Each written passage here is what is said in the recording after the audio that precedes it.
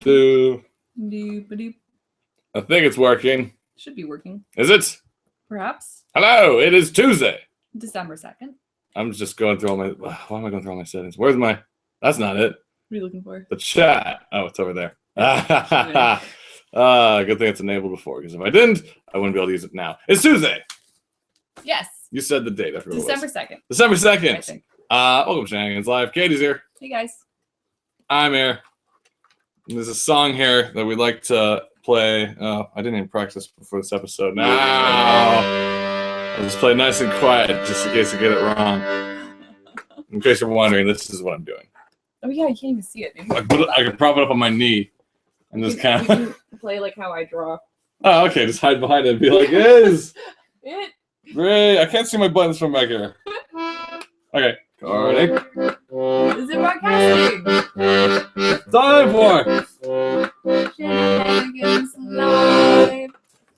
you at home could join in and tell your friends. It's recording. Is it broadcasting? Time for. Shenanigans Live. I believe you're inking this. Yeah. Do you have a sample of what's happening? Yeah. Wait, what's this? Is this mine? Okay. Katie's going to ink. Comics.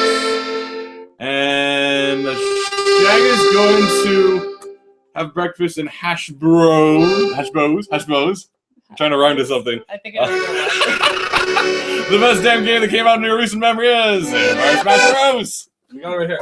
Super Smash Bros. For the Wii U. This is 8 players. Oh, it's recording. It's broadcasting. It's time for. Shanahanigans. Super Smash Bros. For Wii. Very nice. Yes. Welcome to Shenanigans Live on this lovely, lovely, getting cold. It's finally December day of seconds of the December. Yeah, what do you mean finally getting cold? We already had snowstorms. We did. That was back in November. So we're done with winter now. We're like, where's that spring? Yeah, you finally put your tree up there. Yes, we did. Holiday cam. Dun, dun, dun, dun, dun, dun, dun, dun, dun, dun, dun. That's the tree, and that's my face, and there's stockings. Dun, dun, dun, dun, dun, dun. Thank you. Holiday cam brought to you in part by Katie Inking. That's right. Katie Inking. It's a blessing for all of us. I love when that happens. If you're new to the show, we are officially episode 151, which, for those of you in the know, is as many as the original Pokemon. Can you guys name them all? So head to the chat, enter any Pokemon, and you could win. The way the chat works is it doesn't very well, so you can vote people's things up. So if you're like, screw Mewtwo, Squirtle, Budur, whatever Pokemon. That's my favorite. Skirtabudur. You can vote that up and down if it's like someone hasn't had any intention of reading it. Screw you, Budur. It responds to YouTube comments. You're Yeah. just like, that's not very nice. Perfect. Who's Budur? We got a bunch of views today. We got a bunch of people here. But yeah, so head to the chat, say hi, ask some questions how the show goes. That being said, we have a lot to say because last week was the 150th episode, and we were so far away from the computer that we couldn't actually read any questions at all, so we didn't. And Also, we had a room of like bunch 16 people. Yeah. 8. Which was a lot of fun. Less than 16. Yeah, it was there was pretty much 9. Exactly. Then 1 left, and then there were 8. And then it was Smash Bros. Time. Yes, it was. So we are going to talk about this a little bit. But don't worry, we got lots of other things to talk about too. Lots of multimedia stuff happening in the past I week. didn't bring my topics down. I'll remember them. Good. We'll be fine. Lots of comics and lots of things to talk about, hopefully. Let's jump in the chat quickly. We got Yaiba contributing for saying I'm here and also saying Psyduck. Yeah. Well done. That was my favorite. Psy. It was just so silly. We'll try to do like impressions. There's some Pokemon which like no one knows what they do. It's like, oh, what does Machop do? He's like, oh, Machop. Like, that's original. We're just there. He has no character, no persona. Yeah. Funny enough, if you move that door, you guys will get a hint because there are all 150 Pokemon on the back of that door right there. Ponies. There was a pony. What was the name of the pony? Dratini? Don't think so. You lose. Okay. Give me a chance. Dry teeny. I think that's Dry Martini. Is that a? Yeah. Isn't there a Dratini? Maybe. Isn't that a Pokemon? If there's not, you at the viewers at home, if you're whining stuff to draw because you're like, oh, I have such great art talent, but no imagination, draw me a Dratini. It might be a Pokemon behind a bar shaking a martini and he has a dry wit. We have our own Pokemon that we drew We back did. like 20 years ago, and we were like, let's make a comic. That would have been revolutionary. We would have had so many fans Yeah. who like Oh, Pokemon. would've been That so- crossover audience would have been fantastic. Yeah, no, we made up a couple of them, and one of them actually it's called like Mr. Suave, Oh, and yeah. he actually would suit Drytini. Now that I think He about looked. him. He was like a dude in a suit with a martini, but he was like Pokemon size. But he My- had like the big shoulder pads. Yeah, my and the big favorite. hair. My favorite though, he was like the humanoid Pokemon category, which is not its own category, but that should be like this weird subhuman category. But the Pokemon I liked best was there's one called Dentures, and it was this little thing with these giant teeth, and then it evolved into Chompers, which was like just bare teeth. And it was the worst. It was also 2-dimensional apparently. Terrifying. He was like flat. Yeah, we if had it fun. turned sideways, it would be Yeah, you wouldn't see it. It was like a straight line. We got Yaiba also saying, so do you have a controller? I bought my Wii U and Smash came out and couldn't play it until yesterday after the controller I ordered came in. But it's Luigi-themed GameCube controller, so I'm not mad. Okay, That's cool. so quickly, What do we have? actually, keep them busy. Trivia them on Pokemon. Oh gosh. So okay, there's one that's like a little green thing and it's got a leaf sticking out of its head, and it's like, I don't know, what is it? Do you guys know what that is? You got 5 seconds. There's also a thing with pineapples on its head. What's that? I don't even know what that is. I don't know. Maybe you guys can tell me what that is. I should just show this poster. Oh, you got so many. I just want to show you all the options you guys have. Okay, so I'm sitting on my chair. Okay. So you say to yourself, "Oh man, I can't wait to play Super Smash Brothers! Oh my goodness, which controller option I'm going to use?" Because there's literally a bafillion listed down here. So you're like, "Well, the system comes with one of these things, which is really nice." So it's like, "Oh, I could play it, but it just doesn't feel like Smash Bros. It's kind of big and clunky. It works, but it's not how it was." So maybe I should get one of them Nintendo Pro controllers. It was like, oh my gosh, this is like the way of the future. It's like sticks and things. But like, wait a minute, this feels nothing like that The future. GameCube controller. Well, fortunately, oh man, I still have around my friggin' Wii remote from last gen and one of these things. I'm like, oh, I'm gonna play this. It's like, well, this is awkward. This doesn't feel like Smash Bros. All. And like, screw that thing. This thing's even worse. It's like NES. Whatever. Yeah, Okay. So you only have 2 options left, guys. I'm plowing through all the options really fast. The one option, which you probably can't do anymore for the next while, is Nintendo released a dongle, if you will, a USB adapter, so you can use your GameCube controller. So it's like perfect, just like the past. Rumble plugs in. They had a limited run of those. You had to this is when pre-order actually means something. Nintendo's staying true to the roots, where pre-ordering isn't just like, oh, you get an axe for your assassin, and it's downloadable. Who gives a crap if you go to Amazon? Oh, there's free boots if you go to Best Buy. No, that's not pre-order about. Pre-order is about you will not get your product if you don't pre-order. That's what pre-ordering truly means. Or you get a t-shirt, something physical. It's awesome. Nintendo is true to this because you had to pre-order to get this thing because there's none in the city. The hottest holiday item that was $19 is now an $80 plastic piece of crap that lets you play, because everyone who has one is now selling. Well, not everyone, but people are selling them online.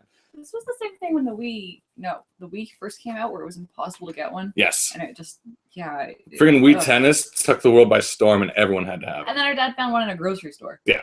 Random. Of all places, he just popped in. And Like, he you was got like, Wii? is this it? I guess. Yeah. We were like, how'd you get that? So even if you have all your old GameCube controllers, you can't use them right now if you don't have that dongle. But the closest thing I could find, and I know there's another one, is, and it's not the price of a full controller because there's no rumble capabilities, but you can get one of these pro controller based on the GameCube controller. Love it. And this is the Princess Peach one, which is love adorable. Yeah, and it, Katie likes this one. This one's my favorite. I got the Yoshi one. It's perfect. Because it's, and now it's not perfect because for some reason they kept this to, the R's and L or whatever they are switched. These back ones should be R and L because that's how it was on GameCube, but for some reason the Wii U Classic controller inverted it, and this one did it too. There's another version of this that Hori, the company that makes a lot of fighting sticks and stuff, made where they did switch it proper, so I don't have to keep inverting it. I wish it was just like cute because I screwed. But otherwise, close enough. It's feels like Smash. I prefer working with this than with the dongles. Yeah. Get rid of all this crap. Ponyta is the name of that thing. Ponyta. Oh, Ponyta. We'll do some more Smash talk in a second. I just want to show off all my and finally, if you're completely out of controllers but you do got a 3DS, you can also use the 3DS as a controller. It does connect to the system and plays. and you will probably break the stick, and Animal Crossing won't work as well. Yeah. Okay, that's our topic on controllers. But we will talk more about Smash. Let's get into the chat quickly to see what everyone else is saying. We got Andrew Murray saying, "Hey, Shanahan siblings, if I do a live show Christmas special from my home, would you be my special guest December 18th?" Yeah. And I say only if you have fake snow and a doorway that all your guests show up and being like, "Murray, it's a blizzard out there," and it's like, "Oh, why don't you tell us about it?" And then I'm like, "Wow," and like that would be awesome. Where the carolers outside his window. I'm like, there was snow. Wait, there was snow. There was snow. So I can't do it when I'm under pressure. Into it, I'm just like awkward. Damn, I can do it if I'm You're thinking. doing that because I was just listening to the Zelda medley orchestra. It's so pretty. Now I can do this one better.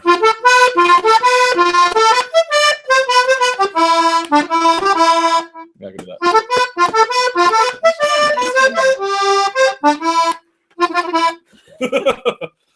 Yeah, that's what the show's got to be, Andrew.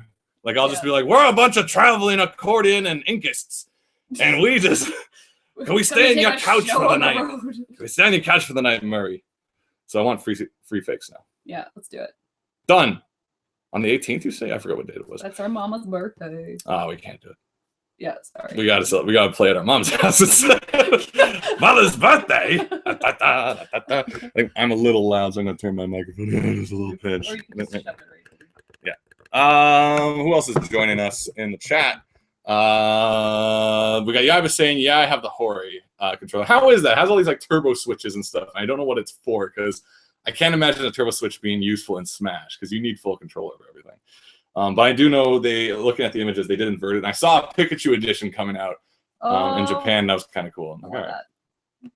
But yeah, we'll get back to Smash in a bit. Yeah, he says that's the plan. Oh wait, I'm here. All right, sorry, we haven't read a bunch of this in a while, so let's jump back in the chat.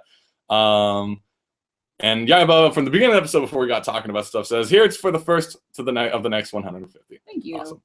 Awesome. Andrew Murray saying that's the plan regarding this special guest thing. All right. Yaiba also mentions Ponito, which you talked about earlier. I guessed my random ones. I mean, they're badly described. What did you ask? I was like, "What is the Pokemon with the 3 pineapple heads?" Isn't that like Exetor or Execution? Cool. And what's the green thing with the leaf sticking out of its head? Isn't that Leafy Dude? What? Leafy Dude? Wait, how many Pokemon? I don't recognize that one as one of the 150. Maybe that's more. I don't know. That might be more than the initial 150. Count the rows. How many are in I each? can't. 1, 2, 3, 4, 5, 6, 7. Andrew says, think Muppet Family Christmas meets Pee-wee's Playhouse Christmas special. Yeah, we could definitely do that. We got Lil Armina saying hi. Are you still counting? 20, 21, 22, 23, 24. So 20 by 25. So multiply 20 by 25, guys. Is I can't do head math. That's a lot of Pokemon. It's a lot. That's more than 150, I fear. Ooh. Laura says, hi guys, good to see you live. We got Matthew Pichao saying happy December. And to you. And Chris, the host of the most, says, yes, I didn't miss the opening. Oh, lucky you. Hi guys, I'm at school animating a flour sack, which you do. You do. It has decided to not cooperate with me. You gotta really push those little guys. I recommend watching Aladdin because the rug is basically a flour sack. Or Sleeping Beauty, because I think at the beginning when they have the cake make itself, there's like a flour sack walking around. Yeah, yeah. And then it just goes bleh. Happy birthday, Aurora. I feel like there should like an animation school should have each like an annual series that's like a story about flour sacks, and like each year is another installment, and it's like all the students work on it, and it's just like you like. Well, I mean, it was our like we all had to do a little short with it, so people would have it like explode or blow up or self-combust. All these horrible things flour sacks do, just like they do. So quickly, all right. So let's go back a little bit. So we didn't get to talk about much multimedia and stuff last week because we're just kind of celebrating ourselves. How great we are. So Smash Bros. We did a lot of talk just now about the tech specs and controls. Since also last week we had our 8 players, which was really fantastic and really hard for people who've never played before. I just button mash. That's all I can do. Well, we were lucky because one of our friends, she was kind of far from the TV, but you actually get the full screen on this thing, so you can like kind of like get a close-up view of what's happening on your own, which is really nice. So lots of options. No, there's a question that got deleted. Oh, don't delete. We'll It just showed up. We'll always backtrack. There's no such thing as a dumb question. Yeah, we'll wait till it shows up. Unless you're making fun of my math skills. All right, there's something back. Let's see. Maybe there's a typo. Okay, so Yaiba, we got you this time. It says, never used any of the turbo functions on the Hori, but when I first got it, I thought the buttons weren't stiff enough. But after using it, everything seemed perfect. So just go back to the tech specs. This one is not Hori. For some reason, there's like two companies at the same time. Oh, it's the name of the company. Yes. It's like, what are you guys saying? You know, it's a company. This one is not Hori. It's what's the name? Wired Fight Pad. It's some other company that's like PDP that I've never heard of. Was officially licensed by Nintendo. So I'm like, how bad could it be? The only things I really have trouble with this one is first, it feels really light because there's no rumble. It feels like the PlayStation 3 controller with no rumble. Where you're like, I'm gonna break this in half. But the other thing is, for some reason, the pad, whatever rubber they used, really gets your skin off of it. You know, like if you look at all your controllers, here's a little gross tip for you all. Oh, no. Any video game controller you own that has the crease in the side has been collecting your skin all these years, and you can dig it all out if you so feel you need to clean your controllers, and it's gross. Yeah, that. Guaranteed. PlayStation, Xbox, all of it. It's disgusting. For some reason, the same type of gunk that ends up in the crease of your controllers, this one collects on the sticks within like hours of usage because the rubber is like rubbing your skin off, so it's which like, the GameCube never really did. And exfoliating. Yeah. Now, whether that gives you like the extra gamer grip advantage when your skin comes off on the controller, that I don't know. You can check online for the stats on that. But beyond that, you know, it feels good. It feels. The only thing is you have to go into customization every time because it's not a classic. This is not a GameCube controller. This is a Wii U Pro controller in the shape of a GameCube controller, but the button configuration is still set to be Pro controller, which they move the R's and L's to the front and the Z's to the back. Whereas the GameCube controller had the Z's in the front. And it's stupid. Why did they ruin this for me? I was having so much fun. Now I'm the guy who's like, oh, friends, let's pause. I have to go to customization. And they're like, we want to play. And I'm like, and I want to play well. And then everybody leaves. Everyone leaves. All 8 people. No, but you can make profiles, which saves your controls. Right now, then you forget about it. It's awful. We've got Chris, the host, saying, these are suggestions that were given to me. Yes, about the flower sec. But gosh, I have to make him look left and right. And it's hard to keep things working together. I shall persist until the end. What's the one thing with animation, which a while back I talked about the Harry Partridge series. The guy who has you may have seen stuff online. He does like the Skyrim musical thing.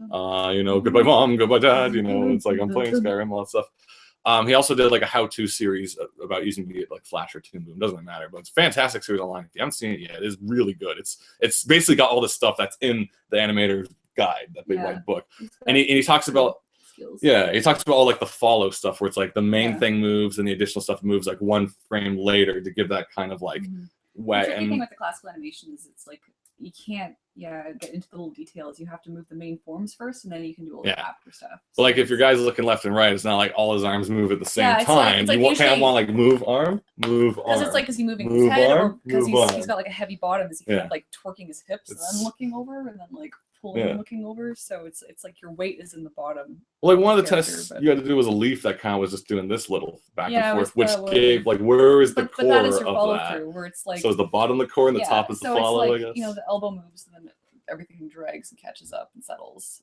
But I mean, you can do that way too much. That said, we got an expert Daniel Luke down here too. No, Daniel Luke also says, "Aha, this is a great bit to come into skin collection. Guaranteed. Any controller you have has years of skin. So you think, oh, the scientists will never be able to clone me. Not so. They'll go to your freaking garage sale and be like, I'll take that Xbox controller and your body. And too many clones. So many gross clones. So many clammy, gross clones will come out from that. It's just like, ugh, it's gross. To bring it back to Smash, because I can't help myself. So, another thing with Smash Bros. It's all like, oh, Nintendo's doing this thing called Amiibo. And it's like, oh, it's like that Skylander crap where it's like, you get the thing that's right, and it saves your character, take it to a friend's house, you unlock other stuff. And I'm like, that's stupid. But at the same time, you know, the figurines look great. You know, it's like, oh, you know what? A lot of these figures don't have accessible figurines. Like, you know, Mario and Link, you'll find them anywhere these days. days. Like especially if you have like the Figma ones, which are really nice. But otherwise, go to Toys R Us and find those characters. Are they eventually gonna have every character? Hopefully. They're gonna be cheap. Hopefully. I know. But like, so I'm like, all right. So I and you know, I was like, you know what, maybe I will pick up a couple of Amiibo. Like, I don't know, I'm not gonna get way too into it or nothing. But like, I've never seen like a Marth action figure in North America or like a Kirby or whatever it is. Or, you know, so on the first day, I'll give a funny side note. I actually did see a Marth. For those of you who are in the know, I physically saw a Marth figurine. They don't exist anymore, but I saw one. Aww. But either way, on the first day, I'm like, okay, you know what? I'm buying the game. I'm buying a stupid pink controller. That's awesome. Why not get an Amiibo? So I got myself a Kirby. And he's just so precious. Look at this little Kirby Amiibo. Bastard. And he's adorable. It's a monster. Oh, he is, because I trained him so. I trained him to throw you, punch you, and taunt you. Because the way that this works in Smash Bros. Is your little character, you get one of these, you put it on the gamepad, and it's all like, oh, it's magic, he's in the game now. And then you get to customize them, name them, change their color scheme, and stuff like that. And then you battle with them, and as you battle with them, they level up, and I don't know what the algorithm is exactly, but they kind of grab a couple traits from you or whoever they're fighting.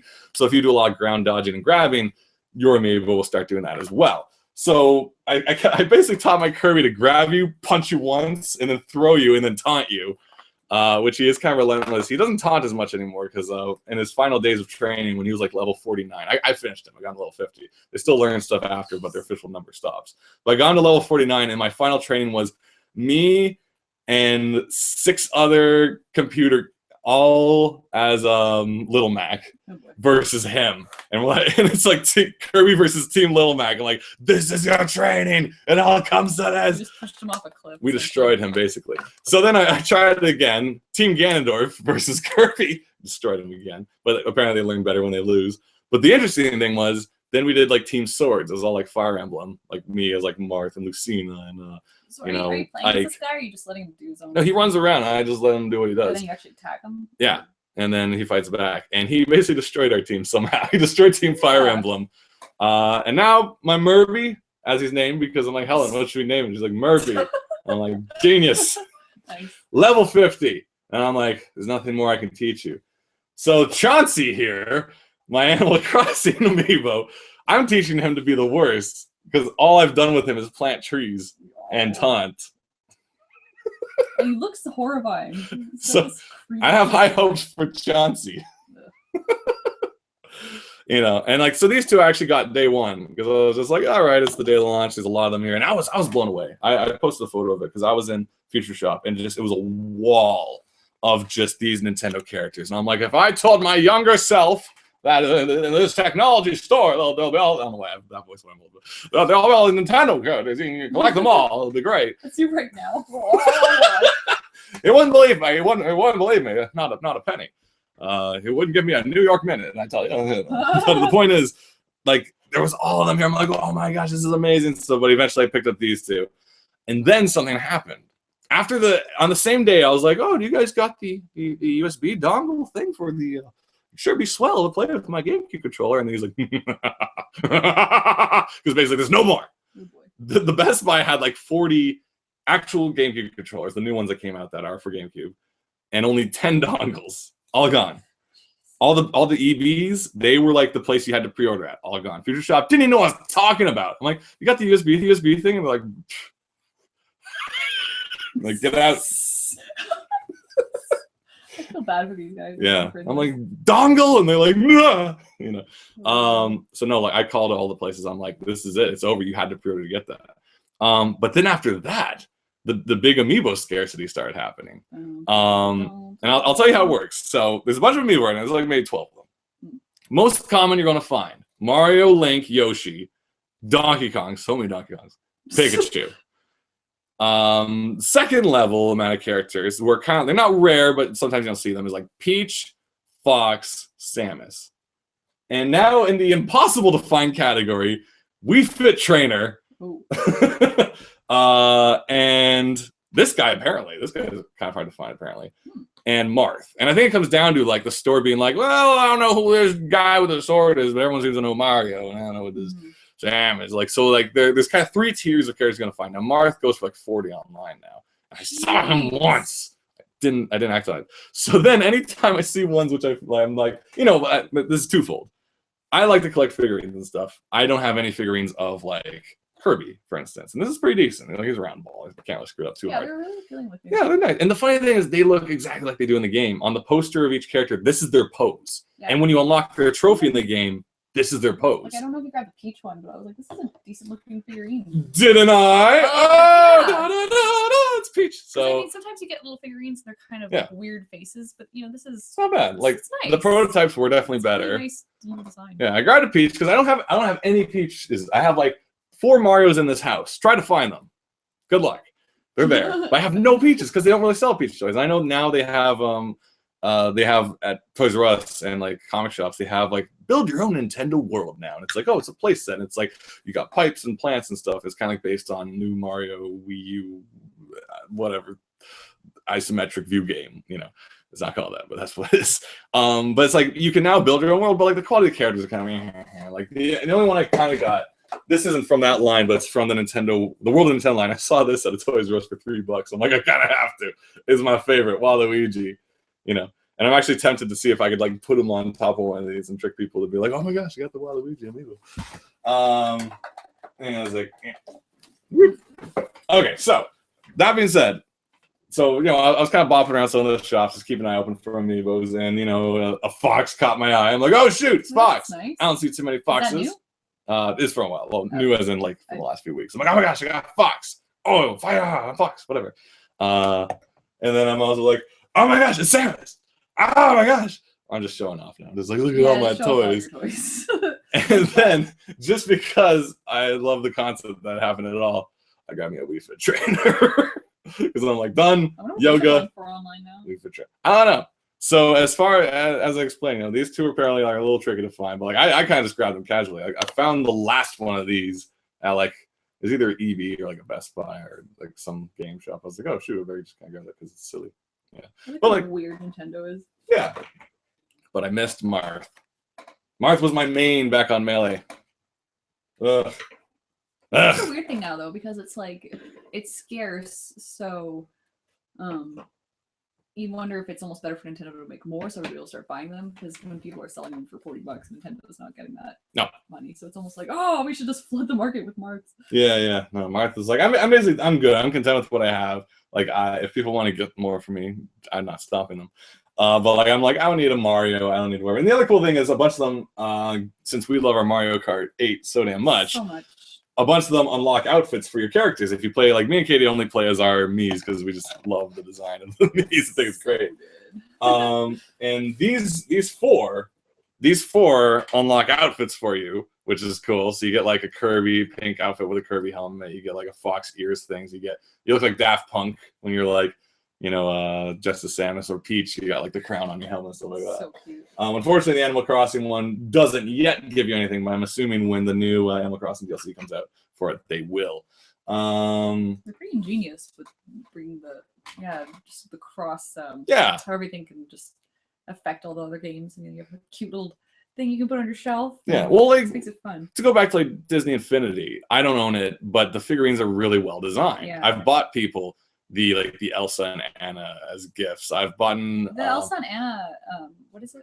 The game called? Disney Infinity. Like, those figurines look better than any Elsa and Anna doll. Yeah. Disney store. Like the little figurines are so well designed. In version 2, they just released a Stitch one from Lilo and Stitch, and it looks really good. And once again, I actually do have a Stitch figure, but it's based on Star Wars. And I'm like, the Stitch one looks really adorable. I'm like, oh my gosh.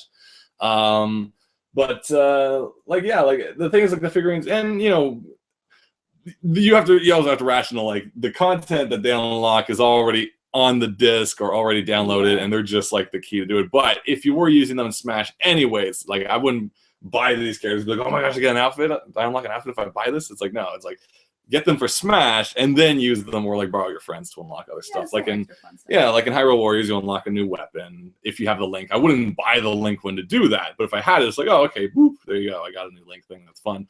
And also you get figurines, and they're nice enough. And once again, they're figurines based on Nintendo properties that don't really get a shake as far as figurines go. Like I've seen some Kirby's that are like these model ones for like hundreds of dollars. I'm like, oh my god, it's terrifying. Wow.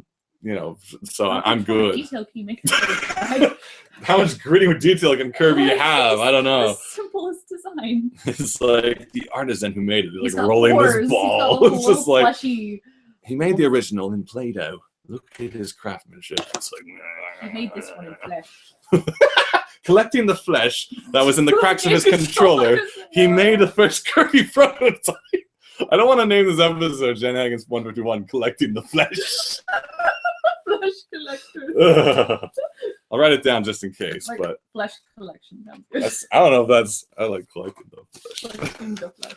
Dang, I'm dropping things. Terrible. We got people joining us in the chat as we say weird things, which no context to it.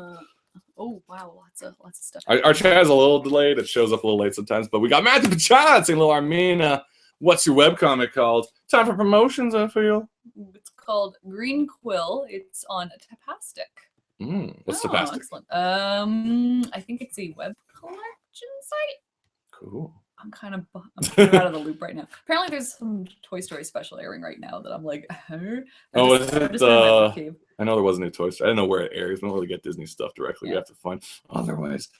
Speaking of toys and Disney and Toy Story, and not about Toy Story, actually, new Gravity Falls figurines are coming out in the new year. Oh my God, they're beautiful. Yeah, like just from the photos, I just want them because I love Gravity Falls and figurines, and I'm like, this is what I've been ever since a year ago when I was at Comic-Con, and I was at we lined up for the panel for Gravity Falls. That's where we got the hat. It's somewhere in that hat rack over there. Dipper hat. Everyone got Dipper hats. I'm like, this is the best Comic-Con ever. You know, we saw Alex Hirsch. He had the puppet Uncle Stan. He sang and everything was great. All the cast was there. Friggin' Mabel. Kristen Shaw, the guy, funny. You know, and they did like a sketch of them reading a script of them going to Comic-Con. But one of the questions, because kids could come up to ask questions, and the kid was just like, is there going to be like toys or like, you know, a play set of the Mystery Shack? And I'm just like, it's just the one guy just standing. Because I'm like, that is what I want. And Alex Hirsch himself is like, yes, I want that. I have no idea. Like, I don't control. I can suggest, but he doesn't control whether he can make merchandise and stuff. Yeah, but it's happening. You know, Dipper comes with a vomiting garden gnome. You know, it is awesome. That's actually a figure you can get. Yes, I love it. So good. But my warning to you all is, if you want them, I assume you probably want to go get them early because, like the Wii Fit trainer, you know, I don't know how well Disney treats the Gravity Falls property as far as making a lot of merchandise, so it might just be a limited run. So you might want to like get on that quick. Actually, yeah, then maybe you're gonna get the box set of all of them.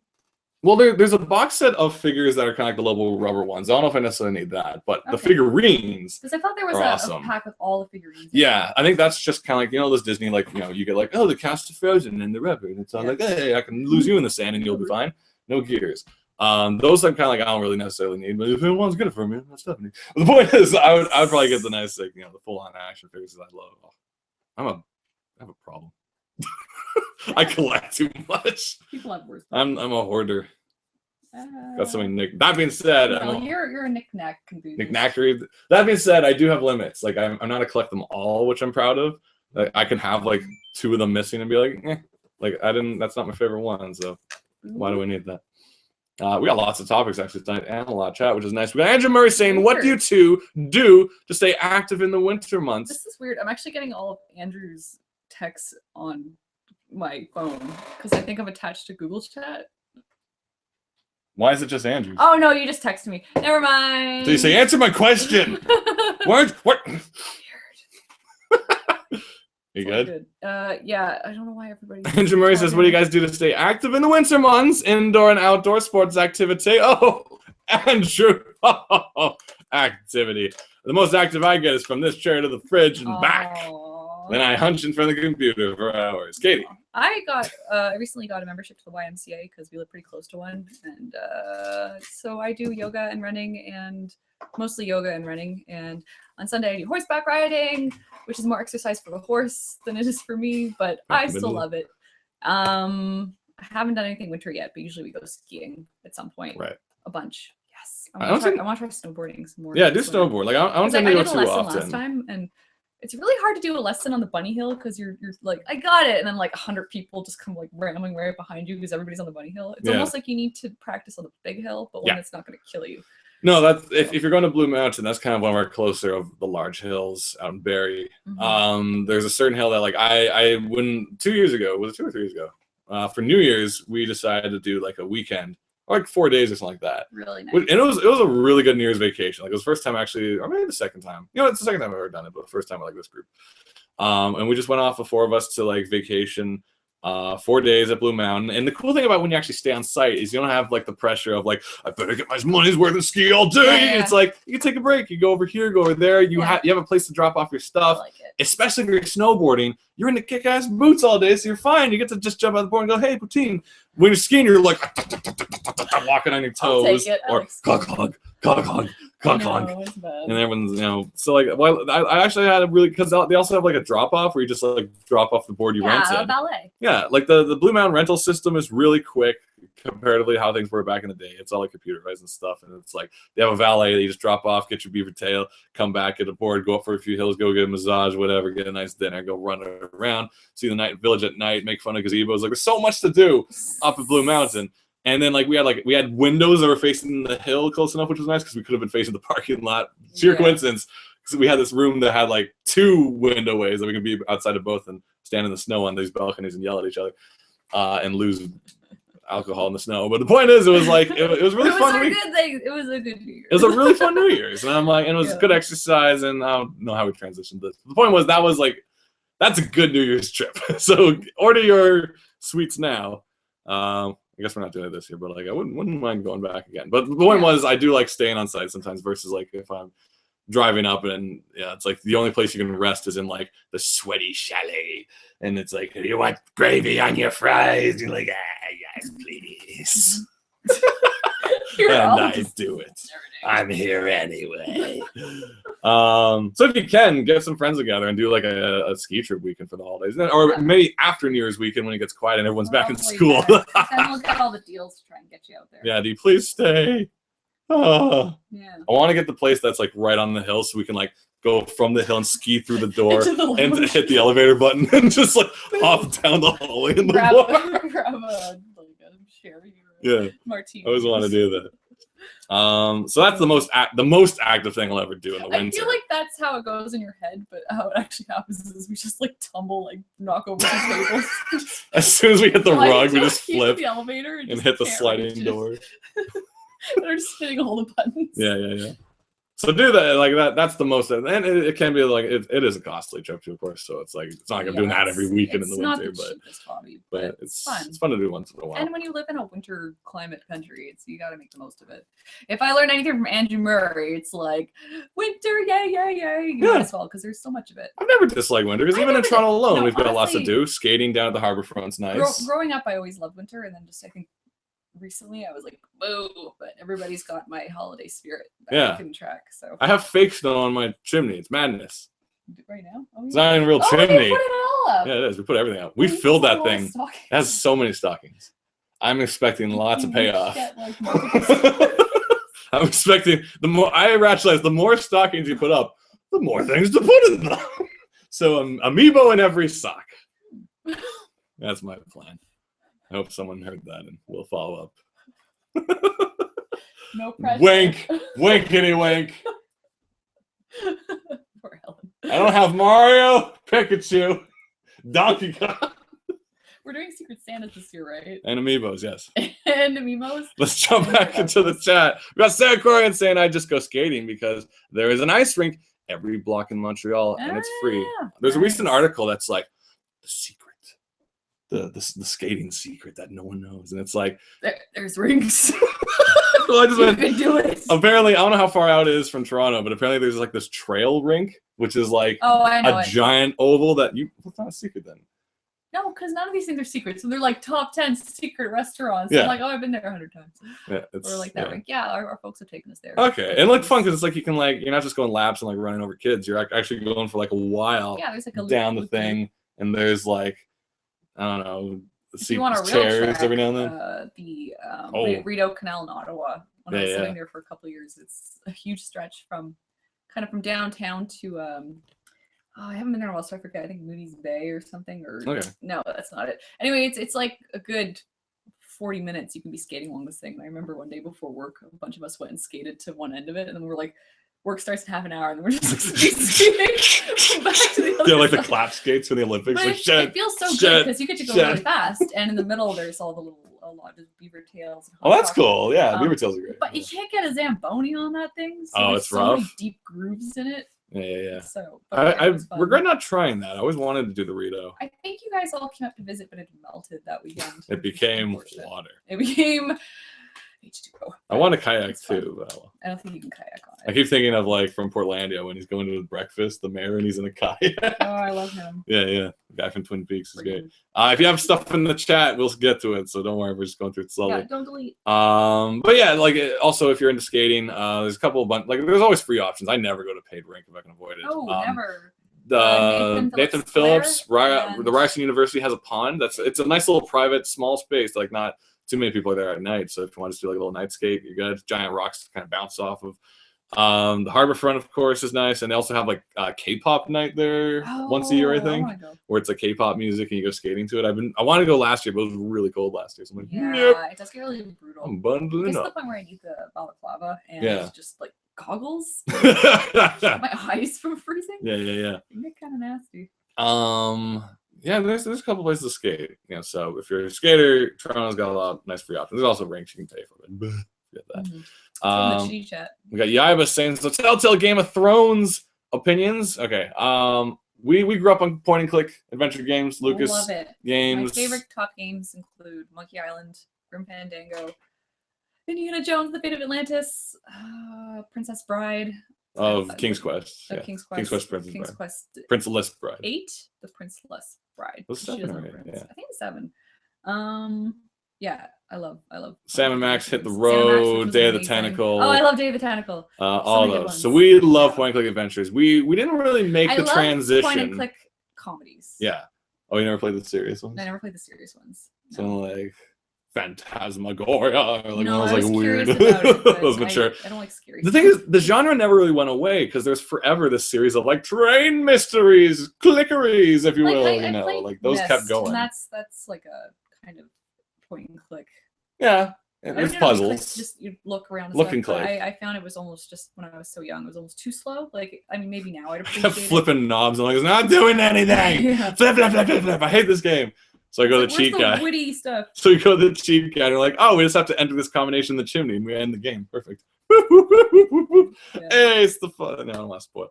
The point is, we never really made the transition to the 3D. Like the most we did the Monkey Island 4. Is that Curse or Return or Curse was 3. 4 Escape? was Curse. Escape, I think. The thing is, like, I rented back when the PS2 first came out. I rented that and Monkey Island because we didn't have a computer at the time that could like run those kind of games, like anything 3D.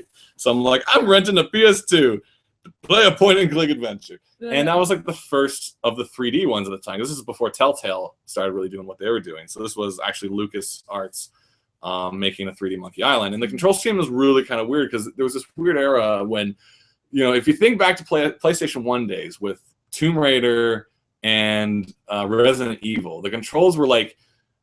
They're some people call it like tank control or whatever, depending on what it was, but it's like forward is always forward for your character, regardless to where the camera is.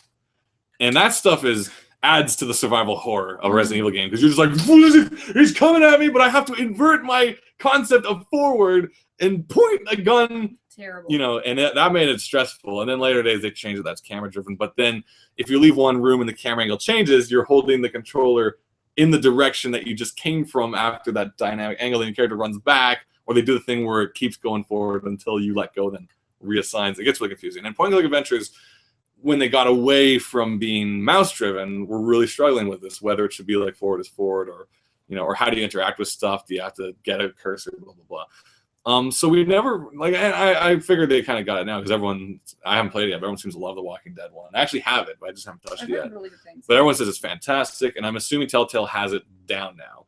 But that being said, we just haven't we own a bunch of them actually. I have from PAX. I bought the 2 Sam and Max ones.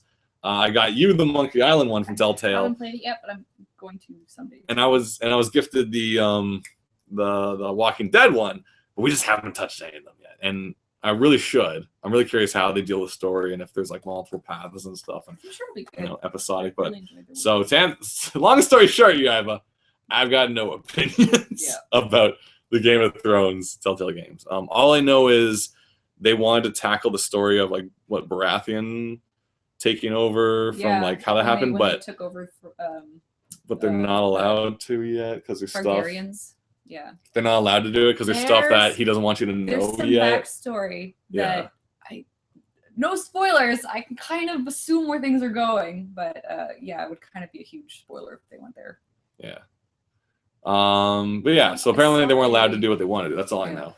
Let's go to the but I'm happy that there's a lot of chat that also if your chat is just not being answered, you can +1 it, or other people can vote for it and be like, oh my god, please answer that. So we'll just scroll down. A CTN tweet was curious about. Sarah Corrigan says hi. I don't know how long ago this is from, but hi. Is there? How you doing? Megan Longley says, I was at CTNX and I was hoping to see those Gravity Falls figures there, but they weren't. Sadly, the Gravity Falls panel was so amazing. We got to see an unaired animatic and some background art. It was so cool. What's your favorite thing about Gravity Falls? Everything. There's so much to love about Gravity Falls. But the core of it, which I kind of explained, if you see my video, which is like the only thing I promote on my YouTube channel right now, go to Shaky Chan.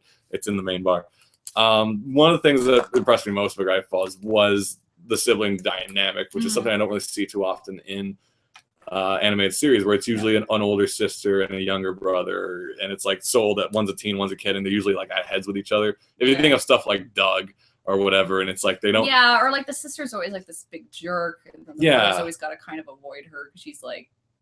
Or the sister's like always on a cell phone as an airhead or whatever, or like the brother's just like this, like, what are you guys doing?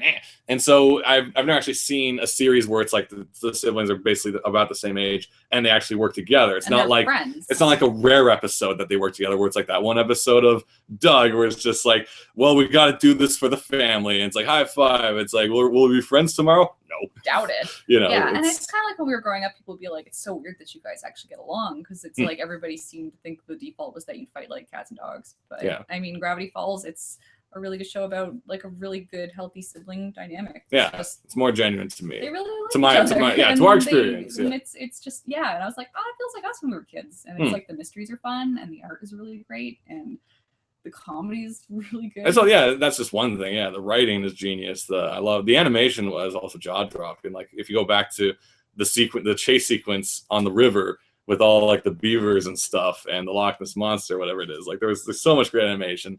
Anytime Mabel has her like 70s, 80s flashbacks. Oh, I love it. To those dudes who are just like in one of the more recent episodes, they were like ambulance guys because they're just like, we came as fast as we could. We heard a little girl got burned. Oh!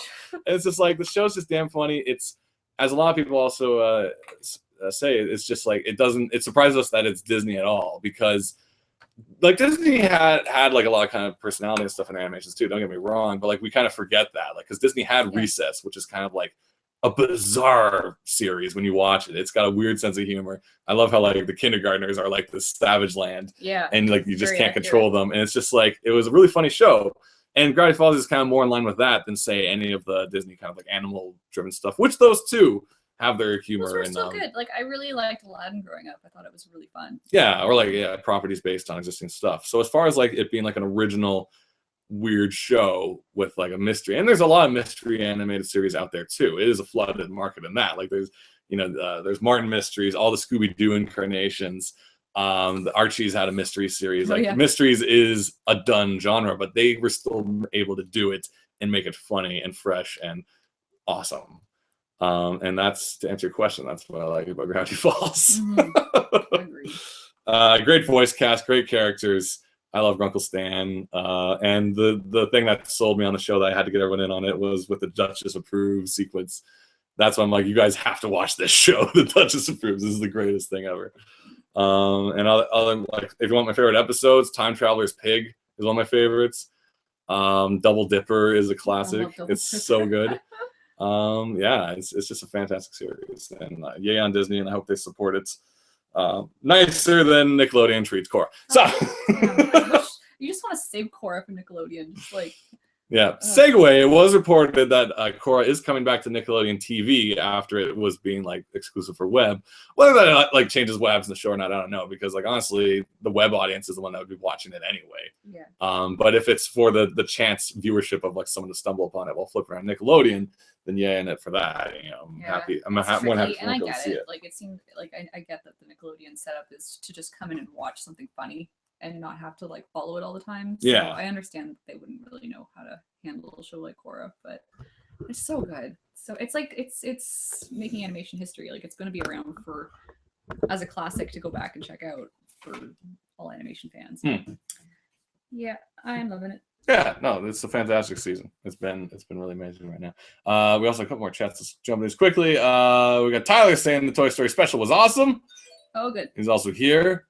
I'm reading this in any done. order. He says, when I was in Disney World and dressed as Dipper, no one noticed me like they did when I was dressed as Sora from Kingdom Hearts. So I really disappointed. That's awesome. I didn't know you could actually dress up. I thought you weren't allowed to dress up at Disney. Really, kind of like.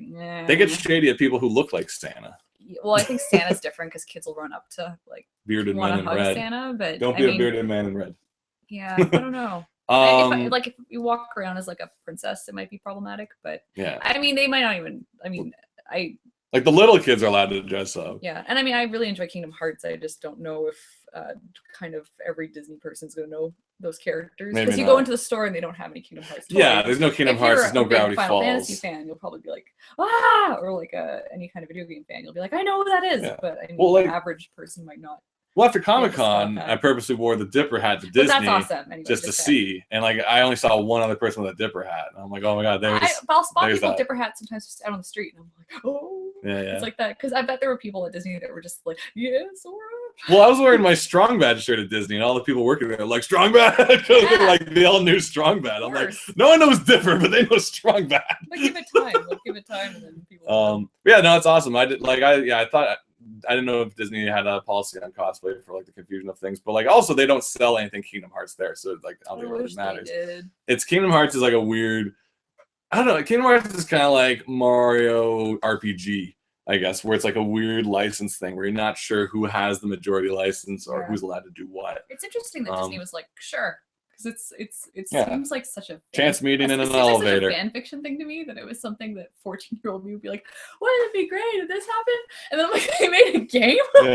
And then Tarzan and Aerith. And then Cloud can go hang out with Hercules. What? Yeah, they're hanging out, and then and Maleficent is running the whole deal. Of course she is. Oh, she's such a vamp. What wasn't it? It wasn't Tress McNeil, I don't think, but like whoever did her voice was excellent. And the funny thing was, the woman who played Alice in Kingdom Hearts was the exact same little girl who played her way back when. Ooh. But now, and their voice is exactly the same. She's like, "Oh, a tea party," and I'm like, "That's freaking her." Well, like the voice of the new Sailor Moon Crystal is the original Sailor Moon. And I'm like, oh yeah, it's been like 25 years. She's probably even higher. I was like, oh my god, because I grew up in the English version, so I was like, hi. We got Tyler saying, as long as they're not in full cosplay or anything, it's okay. As Sora wore his clothes and necklace, but no, I was thinking about the wig. He said no wig. That was the part I was trying to figure out. Tricky on some of the rides, I think. Yeah, and as Dipper's outfit looks generic enough. Yeah, like Dipper, you can wander around downtown now, and people probably wouldn't blink, unless they're like me and it's like, should I talk to him? I know. I've been like that. A lot of people feel that way, where it's like, you're wearing that shirt from that white comic I read. I should say hi, and then you just or you just want to yell out something like, I don't know what. There's not really like a secret keyword from Gravity Falls people would know, is there? Unless you're like. Well, it was like when I passed that girl in a Night Vale shirt, and I was like, say something, say something. You should have said, stay at the dog park. Like that's all. Oh hey, but I would have made it weird. I've been like, oh I gotta tell you, okay, okay, you know that dog park? There's one on King. Don't. Or it's near King. It's near King and Adelaide. There's this dog. There's a baseball field. It's fine. And then like your throat gets all dry and you're nervous. You're like. And this motorcycle comes by right before you can actually say it. And we've been friends since. That's how. We laugh about it now. And that's but at the time, it was awkward. Yeah. I always have those moments. I see people wearing stuff. I'm like, that definitely means we have a connection. Yeah. Like right now, I'm wearing this Jeff Smith Bone, T-shirt. Yeah. Someone could be like, I don't know if there's a catchphrase from Bone to be like, hail the locust or something. I don't know what they say, but you know, I'm trying to think of something. I've had people call me out for my apparent Hufflepuff scarf. Call you out. Well, as much as like, hey, Hufflepuff, and I'm like, I have no choice but to agree. You're like, but it's not that I'm denying that I read Harry Potter, but it's not actually Hufflepuff. I don't support There would Hufflepuff be another bar or all their ways. I hate Hufflepuff, actually. Sign me up. The Ravenclaw, except not for the smart part, but for the cool part. Yeah. we are a Ravenclaw family. Yes.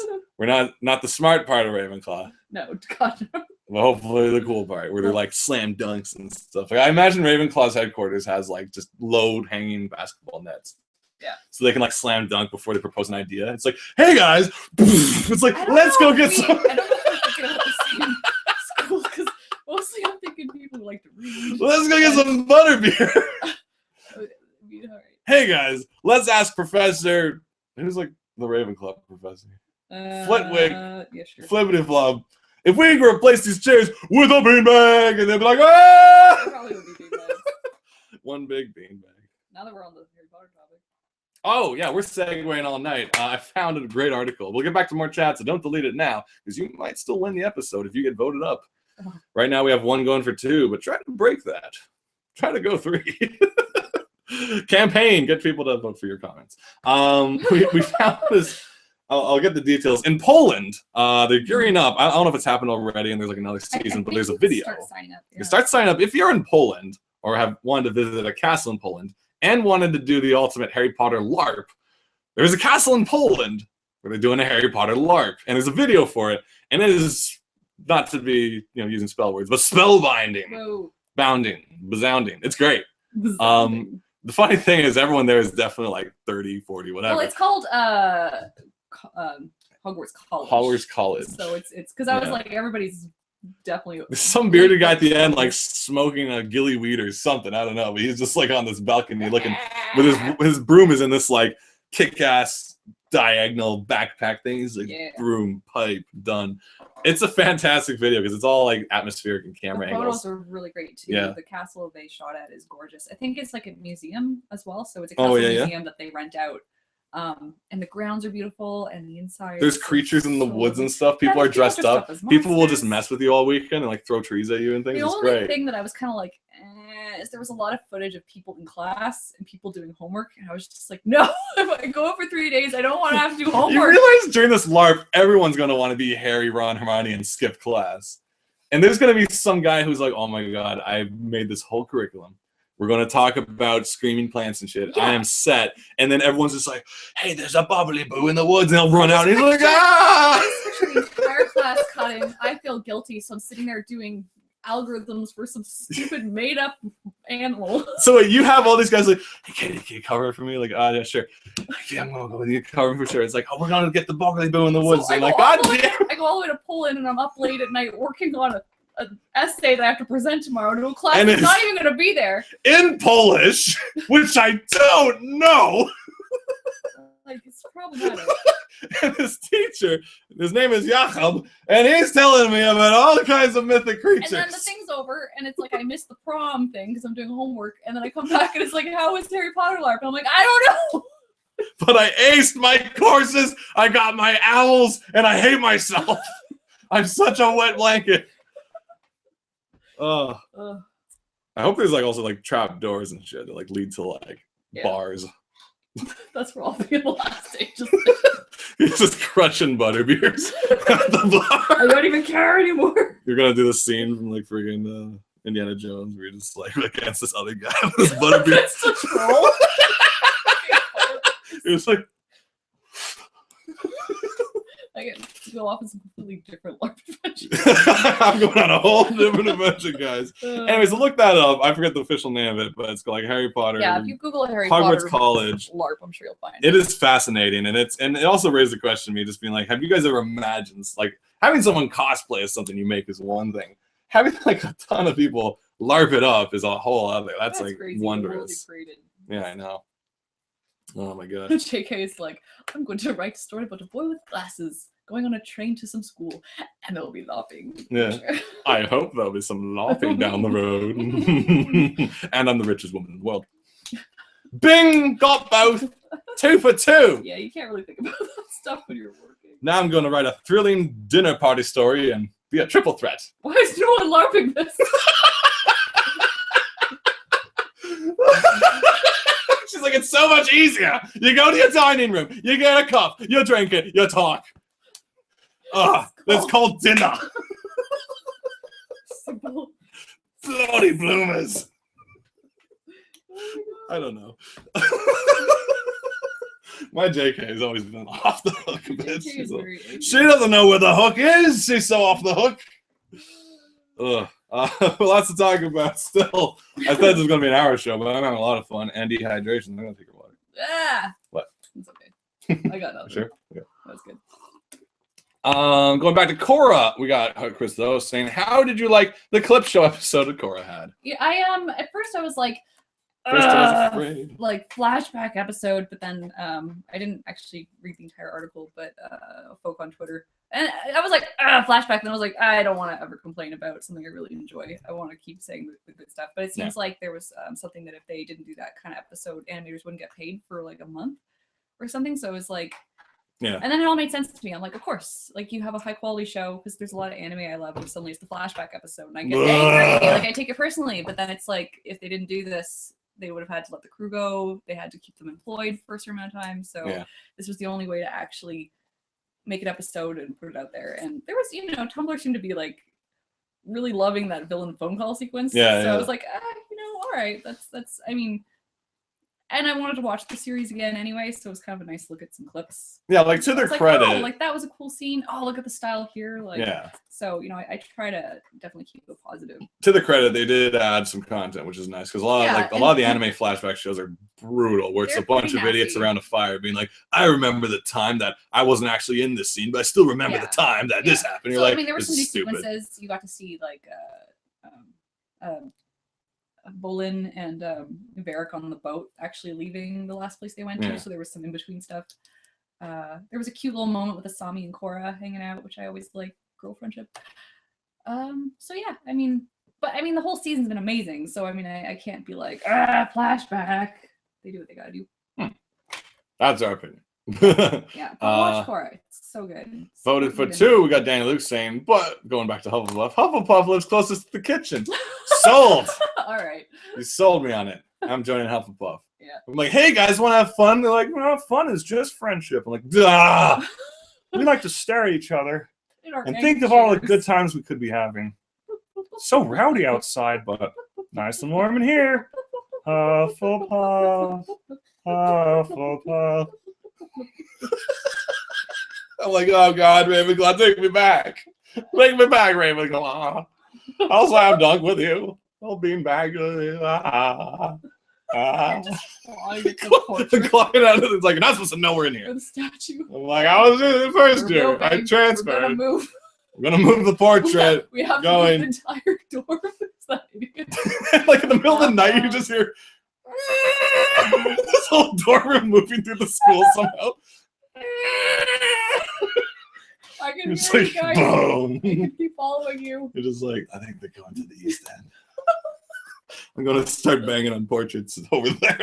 It's just like stabbing paintings. We're like, oh, all right. Like, take me back. It's like he's ripping up all the paintings. Those are real people. He's killed so many of the artists. Murdering the portraits. Come on. Put him back in.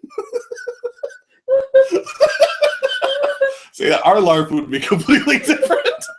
It would be the most pathetic thing you've ever seen. See, that's the fan fiction I want. Yeah, it's just sad. Oh my God. Okay. All right. Completely out of context, got Andrew Murray saying this fatty boo baddie, that's who.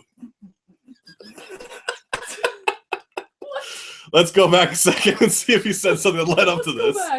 Andrew Murray also said, what is that movie? Who wants to get one of those McDonald's share boxes? Okay, well, we're momentuming this. We're momentuming this moment. Nuggets, fries, Coke, cookies.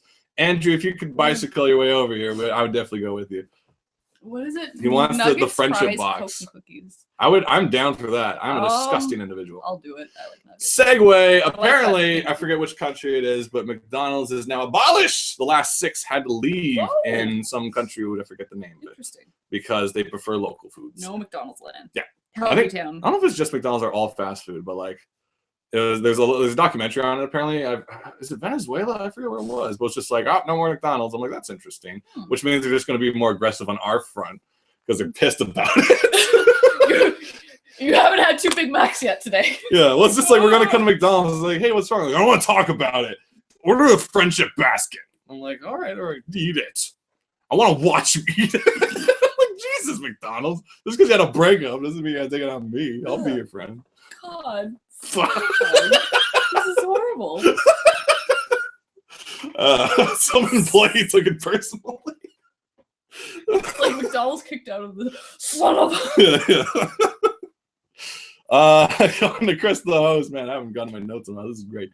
Yeah, Andrew, give me a heads up. If you got nothing going tomorrow, I actually have to go to Dr. Comics tomorrow. So if you want to take a break down Spadina, we can get a friendship basket, talk about the good days. that sounds so fun. Let's time that out, man. Because I'll be on Spadina anyway. That'd be fun. Sweet. It's a date. You better be there. I'm gonna be so mad. I'm just gonna be as mad as McDonald's. I'm gonna have this friendship basket sitting in the McCafe alone. You're both in the wrong McDonald's with your friends. We're in the wrong locations. That'll be amazing. It's like, it's so sad. After the guy sweeping, like, it's 5 in the morning, we're shutting down. Who am I kidding? We never shut down. Have another basket. Another basket. I can't wait. Tomorrow, if you got nothing going for lunch. Friendship basket. Yeah, that sounds fun. I got a headache from all this laughing. A while back, says Chris, I remember they sold the first game at Disney World back when I was 13. Kingdom Hearts. They sold it at Disney. That's it. Did they have like at least like a box display around it? And did they have like one guy dressed up as a nobody? That'd have been fun. Yeah. And he's like, dare you try this game? I haven't played it in a while. I have no idea what it's about. That'd have been cool, but yeah, because if we're going back to Kingdom Hearts being sold in Disneyland, that'd be really awesome. Yeah. I wish it was more represented because during the Disney parade it was like 1, 2, 3, 4, we have bubbles and here comes a dinosaur. And then if it's just like the nobodies show up and they're like, cease this fun. And you're like, whoa. And it's like 1, 2, 3, 4, we got done. They're like, all right. Is that actually the song? It is. We got bubbles and here comes a dinosaur. It's something like that. If any of you have been to Disney recently, if you've seen the parade, the one that at least goes through California Adventure side of it, which is really cool. That's the parade. It goes dun dun dun dun 1, 2, 3, 4. My favorite random, and I like the stuff when it's random. I mean, I know you can plan it out, but there's that jalopy full of jazz musicians. Oh, that was California Adventure. And she had the microphone. Yeah, I love it. It's just so random. I mean, I'm sure there's a time thing, but when you're walking around, suddenly a jalopy full of jazz musicians comes by, and there's a really lovely singer, and there's like people with the big bass. Well, that's the cool thing with Disneyland. Like, we haven't been to World, it's probably the same, but like cool thing with Disneyland is there's a lot of kind of like pop-up moments that you just have to be there. Like, there might be a schedule somewhere, but I don't bother. But it's like you're walking down the street and then all these toy soldiers pull up and like, all right, cadets, and they like do a little game and stuff, and then they peel out of there. So it's like, but it makes it a very organic experience, and that's the part of the world, the land, the theme park feeling, where it's not like got on the stage for the 7 o'clock, Toy Story sing song. It's like you're just wandering around being like, I want a corn dog, and all of a sudden this truck peels up, and it's blocking your path with corn dogs, but you spend the time. But you enjoy the randomness. Well, the same as any kind of like a Renaissance fair and stuff, like the one we used to have up in Oakland. Yeah, that was great. If you wanted to, you could follow the storyline through the entire weekend. Oh yeah, there's stuff going on. But it was kind of fun to just suddenly wander into like a bar fight and you're like, what's happening? Or like some kind of altercation, or like now there's a joust and now the pirates are up to something. Like, it was kind of fun to just randomly pop up on it. But if you wanted to, you could like follow the entire. Well, we just ended up at a lot of events where story elements happened, and it was really cool because it was organic in that way, where it's like the big joust event, which is actually legitimate jousting. Yeah, it's a league. But they do have the story elements where it's like the king mouses, and I wonder if any like legit jousters like whatever, and then they go, oh, this popping circumstance, my career's riding on this. Now they're saying body who it's just a throwing chicken legs. Like, what is this? It's super chicken. Boo! He's like the dreaded Green Knight. He's like, I'm just Bill from Oshawa. Boo! Dread Knight murdered his family. It's like, dude, No. my family's in the stands. Why are you making a story about this? The family's just like, oh my goodness. I'm representing Scarborough, for God's sake. I don't know if it's like that, but like it was cool because like, and our other favorite thing was like we went right when like Pirates of the Caribbean was hot, so the Renaissance Fair had like up their game and they did like pirates and stuff because everyone's into it. But they had throughout the day in one corner of like it's kind of like a big field, woodsy place, has trees and little huts and stuff. But there was this kind of pirate shift raft that throughout the day was sinking into the ground. Yeah. Where you kept coming back and just pieces were missing until the very end of the day. There's just these two pirates like lying there like and you're like leaving to the parking lot. You're like mask just sticking out of the ground. Yeah, and it was such a weird idea, but it worked. And I'm thinking like if you guys have an anime convention coming up, and you have this like progressive story art piece that just keeps changing throughout the weekend until there's like nothing left at the very end. So fun. You know, it's kind of like during like Pink Floyd's The Wall when they actually build a wall on stage during the show kind of thing. You know, it's like this gradually changing art piece. So let's keep that in mind. It's a neat idea. You guys can have fun with that. Like if you have like a Tetris exhibit that just keeps growing. Until the last day, there's like one slot down the middle, and then it's just everything's gone. People will be like, oh. And someone will like tumble. Or if it's me, it's like that stupid like stair piece just stuck. Just that Z piece. You're It's like, like no. shit. You're just looking at this huge gap. Yeah. Terrible. Jumping back into, I still have a bunch more topics, and we're already over the hour, but I got nothing else to do. Yeah, I'm working. I should probably get some water so I'm getting dehydrated. Going back, we got lots from Megan Longley says, talking about Nickelodeon and Disney in terms of how they are handling their shows. If you were to pitch to a company, would you want to develop your show, and who would you want to develop your show and why? Katie says Cartoon Network. I agree. Cartoon Network right now is responsible for some of the best content. We recently finished Over the Garden Wall. I just got chills in my hair saying that word. It is one of the most fantastic pieces of animation. And while it's got, the up front, it has kind of the odd dry humor of contemporary Cartoon Network content, but it's also just very eerie and unsettling, and it has a lot of questions and stuff like that. And it is a treat to watch. It is, and now is the time where everyone's kind of like doing their theories and stuff like that. It also has some really great songs. If you like your potatoes and molasses, yep. Over the Garden Wall was fantastic, and the fact that it's made it all, I couldn't see that happening in the 90s. We're in an amazing time for cartoons right now, where lots of the great stuff is being made. And beyond that, Fred and Rader themselves, who make a lot of the content for Cartoon Network as well as Nickelodeon, I believe they're working like Fairly Odd Parents. They doing Bee and Puppy Cats on the web, which of course the Kickstarter, very successful Kickstarter, pulled off. Episode 3 is coming soon. You have Bravest Warriors online, absolutely free. I'm huge on regular show right now. Oh, thank you. I am loving regular show. I'm way behind. I'm trying to catch up. So yeah, Cartoon Network. Also, we visited them. It's a pretty cool place. Yeah, it's pretty cool. Yeah. That's my answer. Katie shares the same answer. I agree. Let's see. She also said earlier, Megan Longley, saying Grim Fandango was the first video game I ever finished myself instead of watching my dad play. Also, the first VG that made me want to tell stories for a living, which, I believe, to this day, I will maintain stuff like Sam and Max has influenced my sense of humor. Stuff like Day of the Tentacle, this kind of like dry delivery of lunacy. Want me to tell stories for a living. Are you excited that Grim Fandango is being re-released? What was the VG? The first VG you ever finished? Oh, you've got a ton. Well, first question, yes, anything Grim Fandango. Like, I never finished Grim Fandango myself. I did. I really enjoyed it. I got stuck after you went to like the races and you had to go through the woods with a car. And there's like these bugs in the woods, and I got stuck and I just didn't put the time in. Yeah.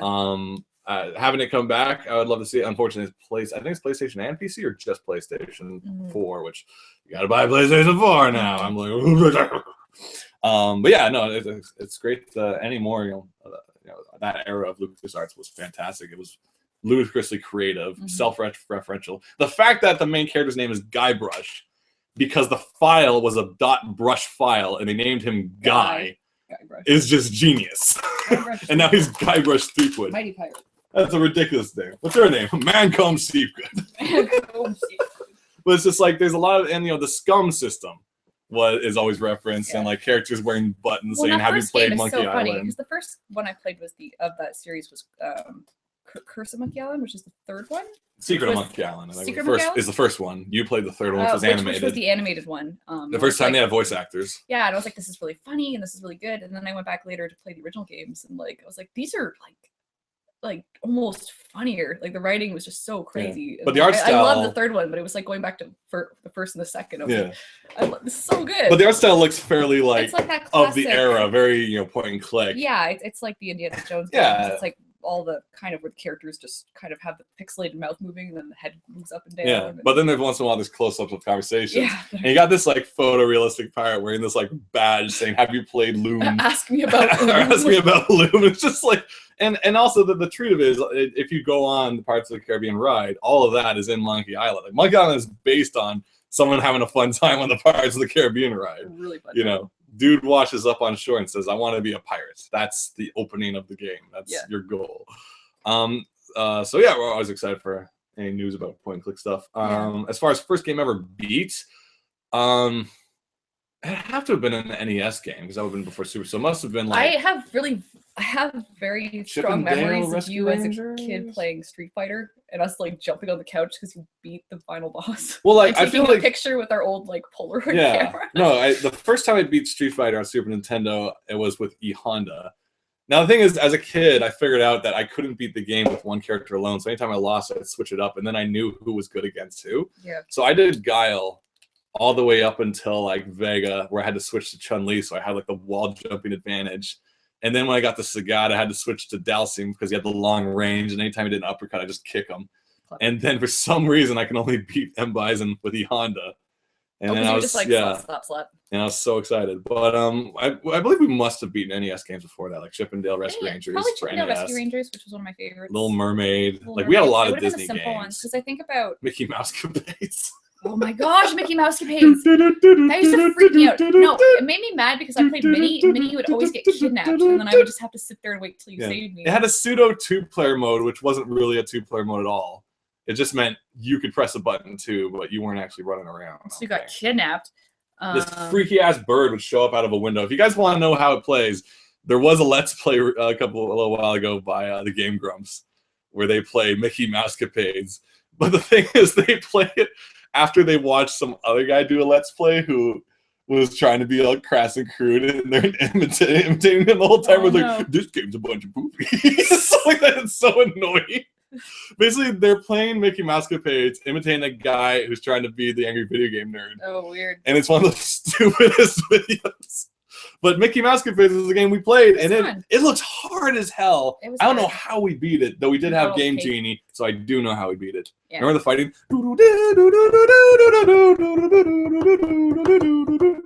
Yeah. And there's like cakes, and owls, and chairs and shit. And a woods with 50 million doors. They had no idea which way you're supposed to go, and we just winged it till the end. Yeah. So those are the games we probably beat first. Yeah. Yeah. The ones because I remember we got Secret of Mana, which was I think my first. Do they call them JRPGs? Or just straight up RPGs? Yeah, like it's an action RPG though. Say that it's not JRPG usually represents. Ironically enough, JRPG is closer to D&D. Yeah. Okay. Whereas American RPGs tend to be more action driven. So in all intents, like Secret of Mana was closer to a modern day American RPG action game versus a classical, taking turn based D&D style game. But we never finished it, I don't think. No, it got really hard. We got to the final boss and then just never. We didn't get everything leveled up to 12, so I'm afraid. Well, it's because every time we played, you were like, "We got to go battle the wolves in Wintertown." I was like, "This isn't fun. This is work." Yeah. That was our first. That was our first grinding game. Yeah, it was our first grinding. I think the first game I probably beat on the computer was Indiana Jones and the Fate of Atlantis, which I loved. That was a great game. Then I think King's Quest, Princess Bride, and then I like the ones I remember. The first Nintendo game was definitely Ocarina of Time. Was the first one I played by myself all the way through, and then the first bigger RPG was Final Fantasy VII, which is I never beat that. My favorite. I got stuck with the sub. I think I rented it just because I was curious because I saw the commercials and I didn't know what it was. I was like, "What is this thing that looks amazing. And then when it was like $19 a couple of years later, because it was no, Like because they were greatest hits $70, version. I think. To just buy them. Well, it's like 3 discs, so yeah. Yeah, and then I rented it from a Blockbusters and was like, you can cross dress. What? I'm getting the best weekend bra combo. I'm all. You're like, that's what comic mischief means. Mario don't do this. I was like, this is my favorite thing. So I bought it and Yeah. I fell in love with the story, and I think I finished it. And I was only allowed to play on weekends, but Really? We had a regimented. we couldn't come home and just do nonstop stuff. It was Not like now. We're adults. Yeah, I know. But yeah, I loved We it. play when we want to, Mom. Yeah, and I mean, just to quickly segue, I recently watched the completionist video on Final Fantasy VII, which I really enjoyed, just as a look back at all that. If you haven't yet, it's fantastic. And, yeah, the completionist. The completionist. There was something one of the guys was saying that he's like, I have a theory that the first Final Fantasy game you play will be your favorite.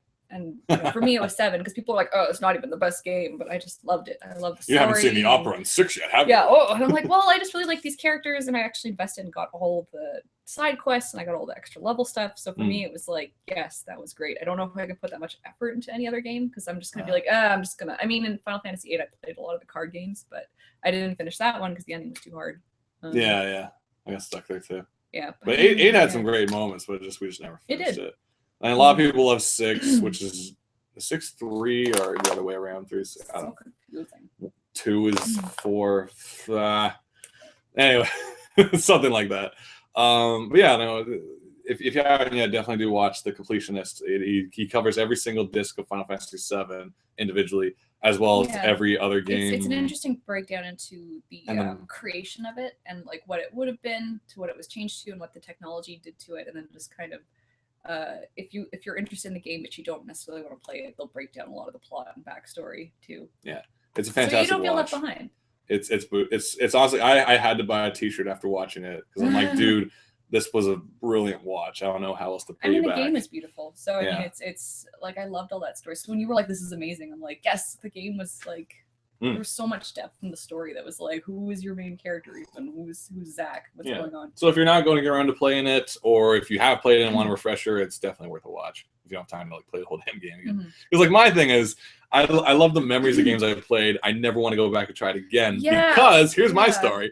So I remember Metal Gear Solid, PlayStation 1, possibly one of the first most cinematic kind of moments ever in gaming for me, because like you play through the intro sequence, come out of the water, and there's like credits. There's like David Hayter, whatever it is, and names and stuff like that. You're hiding. You take a guy down, and it's like, this guy did a thing. You know, it's like the credits. You hide over here. The camera's over here. A text shows up. You're basically playing the credit sequence. You're like, oh, it's perfect. You sneak onto the elevator. You get on the elevator. It says Kojima. Then it's on your back, and it goes Metal Gear Solid. And you played the intro. You were the intro sequence. I'm like, oh, this was amazing. I'm the most active member of the cinematic. Unlike nowadays where Assassin's Creed is always cutting to cutscenes and I can't do nothing. You know, this was genius. So I'm like, oh my gosh.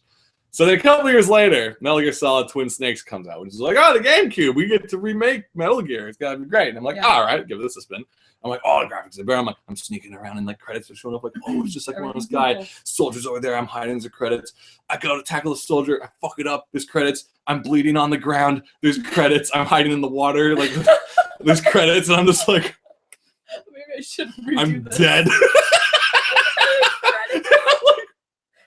I hate this stupid remake. Yeah, I feel if you did it right the first time, you maybe shouldn't. Yeah, so if you did Final Fantasy perfect the first time, you're just like... Well, that's the thing. I had an amazing Final Fantasy VII experience. I don't think I'm going to touch that game ever again because I just don't want to go chase down all that stuff. Yeah. And really, like, as much as I love RPGs, I kind of hate the turn-based fighting so much. Yeah. I just like running around town. You should like Kingdom Hearts. And that's why I like the LucasArts point-and-click adventure games, because you're just talking to people and figuring stuff out. Well, yeah, like even going back to Secret of Mana, we enjoy just running around villages and buying things and making fun of people. Like that was, and Secret of Mana was also, you know, a lot of people. A similar era was kind of like you either did Chrono Cross or Secret of Mana. I guess more people did Trigger. Sorry, and people love Chrono Trigger. It's got its own like I haven't played it, so I can't say.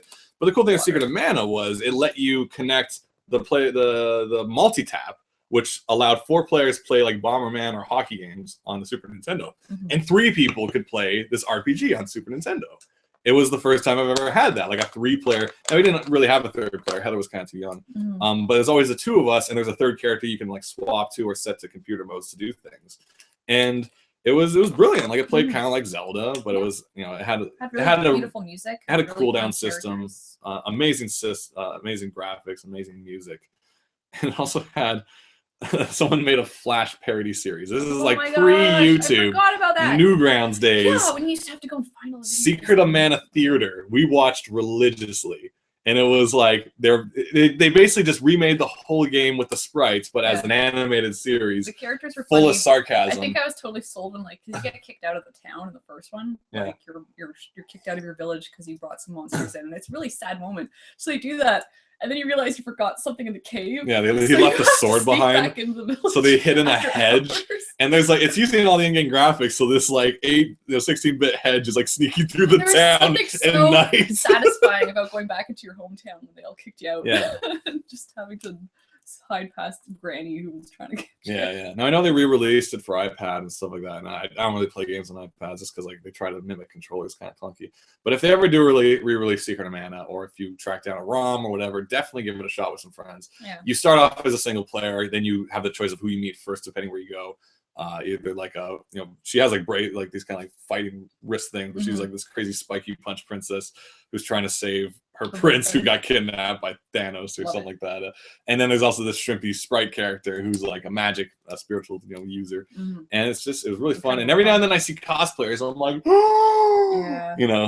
I get so excited. I love cosplayers. But we never beat it, but it's got a great twist and stuff, and I didn't appreciate it as a kid. Appreciate it now. Lots of chat. Let's try to blast these quickly just because a bunch. I think Chris, the host, posted a link to the wizardry, college wizardry thing. Oh, cool. Take a look at that, or just search it on whatever search engine you use. Ask Jeeves. Tyler Man saying. I use that all the time. Tyler Man saying, I always have to ask, how is Silly Kingdom 2 coming along? Well, as Katie's been diligently working on. There's a page. Also, I don't know if you got this email, but I sent an email to all the backers with the exclusive mini print that you guys are getting for pre-ordering Silly Kingdom, which was colored by our wonderful friend Jason Capo. Yeah, so soon. Yeah, we're not promising any dates, but soon. Soon. Very soon. I have a deadline on a storyboard due Friday, and then after that, life will be a lot easier. Soon. I'm working on things too, but I can't tell you guys about that. Oh. I just made the PDF I have to send you. Oh. Yeah. See, I've been doing things. I'm not just a writer who sits around waiting. I write other things. I'm also almost done making my portfolio website. Yes, I am. I'm proud of me. Good job. I had to make images for the buttons. That took forever.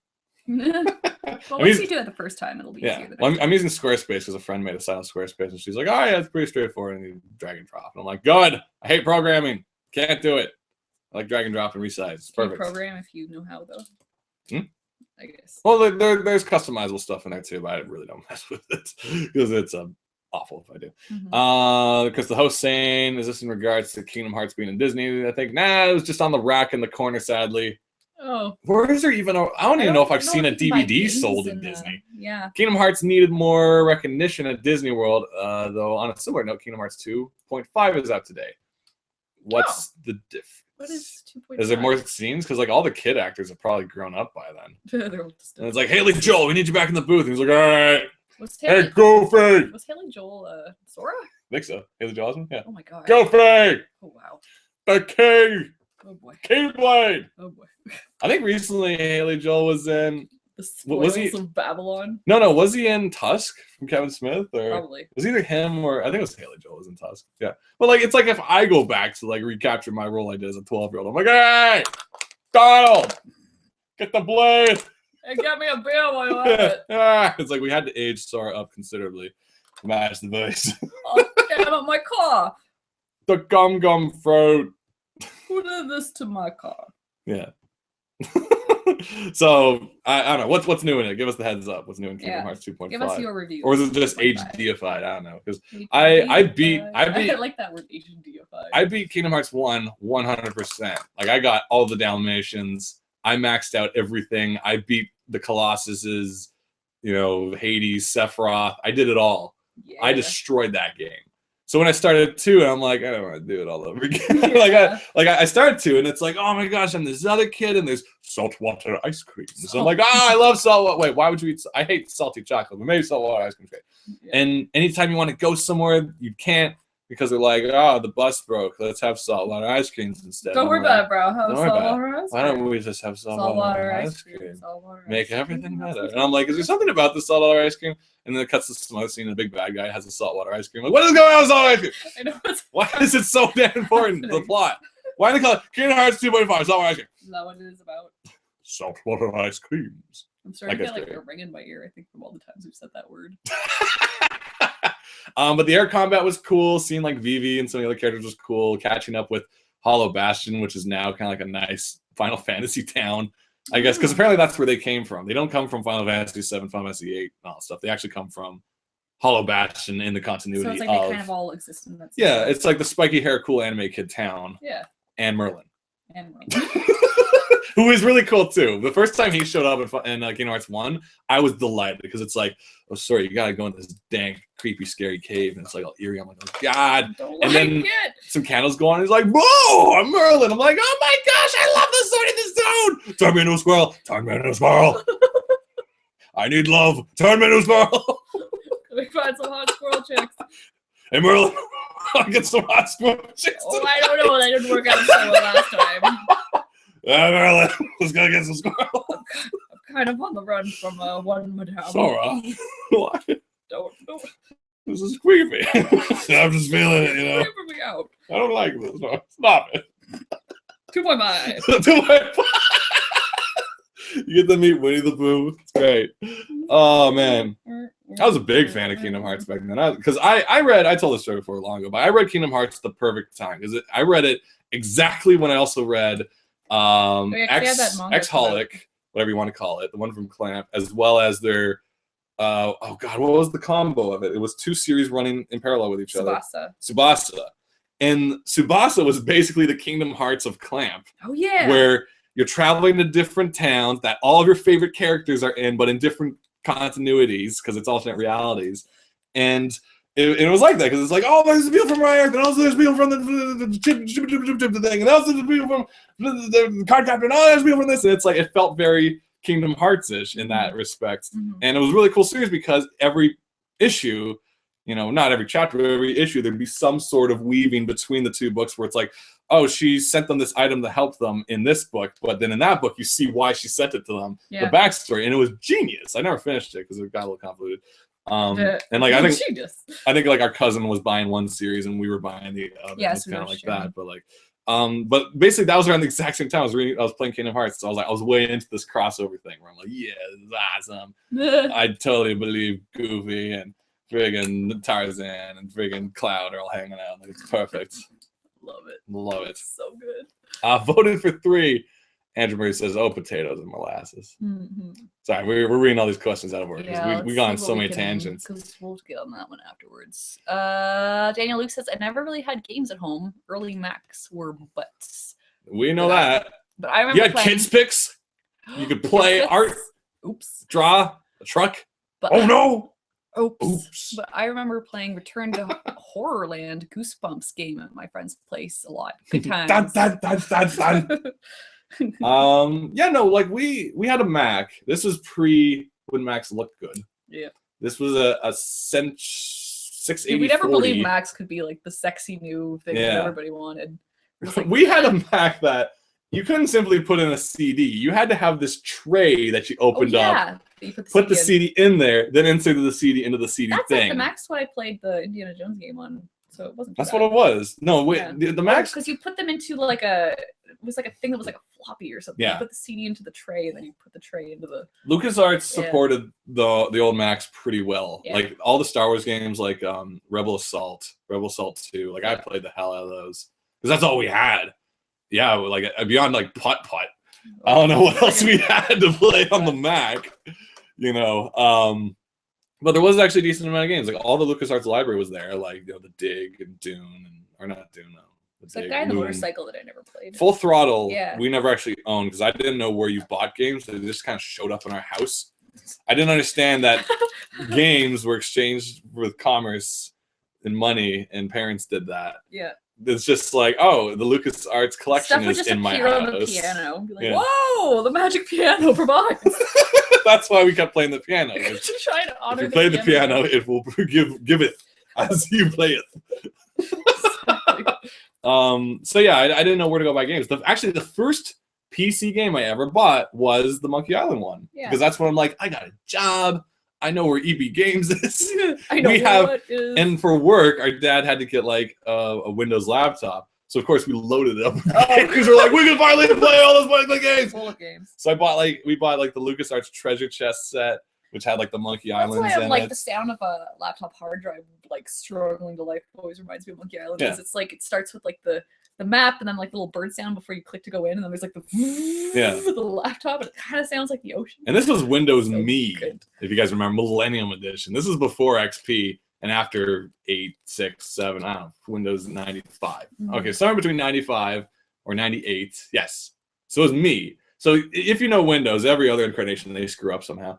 Like Windows XP, VP, I don't even know what it's called. Vista, that was awful. But 7 now is great, and 8 I never touched. But like Me was that version that no one seemed to like, but it worked fine enough for us. And we also had like the beach background on the laptop that kind of got us into the mood for Monkey Island. It's like, all right, it's the beach. Now we go back in time on an adventure. So yeah, like if you had a Mac, you weren't terribly screwed, but I can understand if you had no games, it makes complete sense. But if you had LucasArts, they supported the Mac, so big ups to them. Treated you good. They were a great studio. I don't know where those people are now. They've all gone their separate ways. Disney kind of collapsed the studio now. I don't even know I what. hope they would have gone to Telltale. I think some of them may have, because that's like pretty much the biggest feels point and like click. what the Yeah.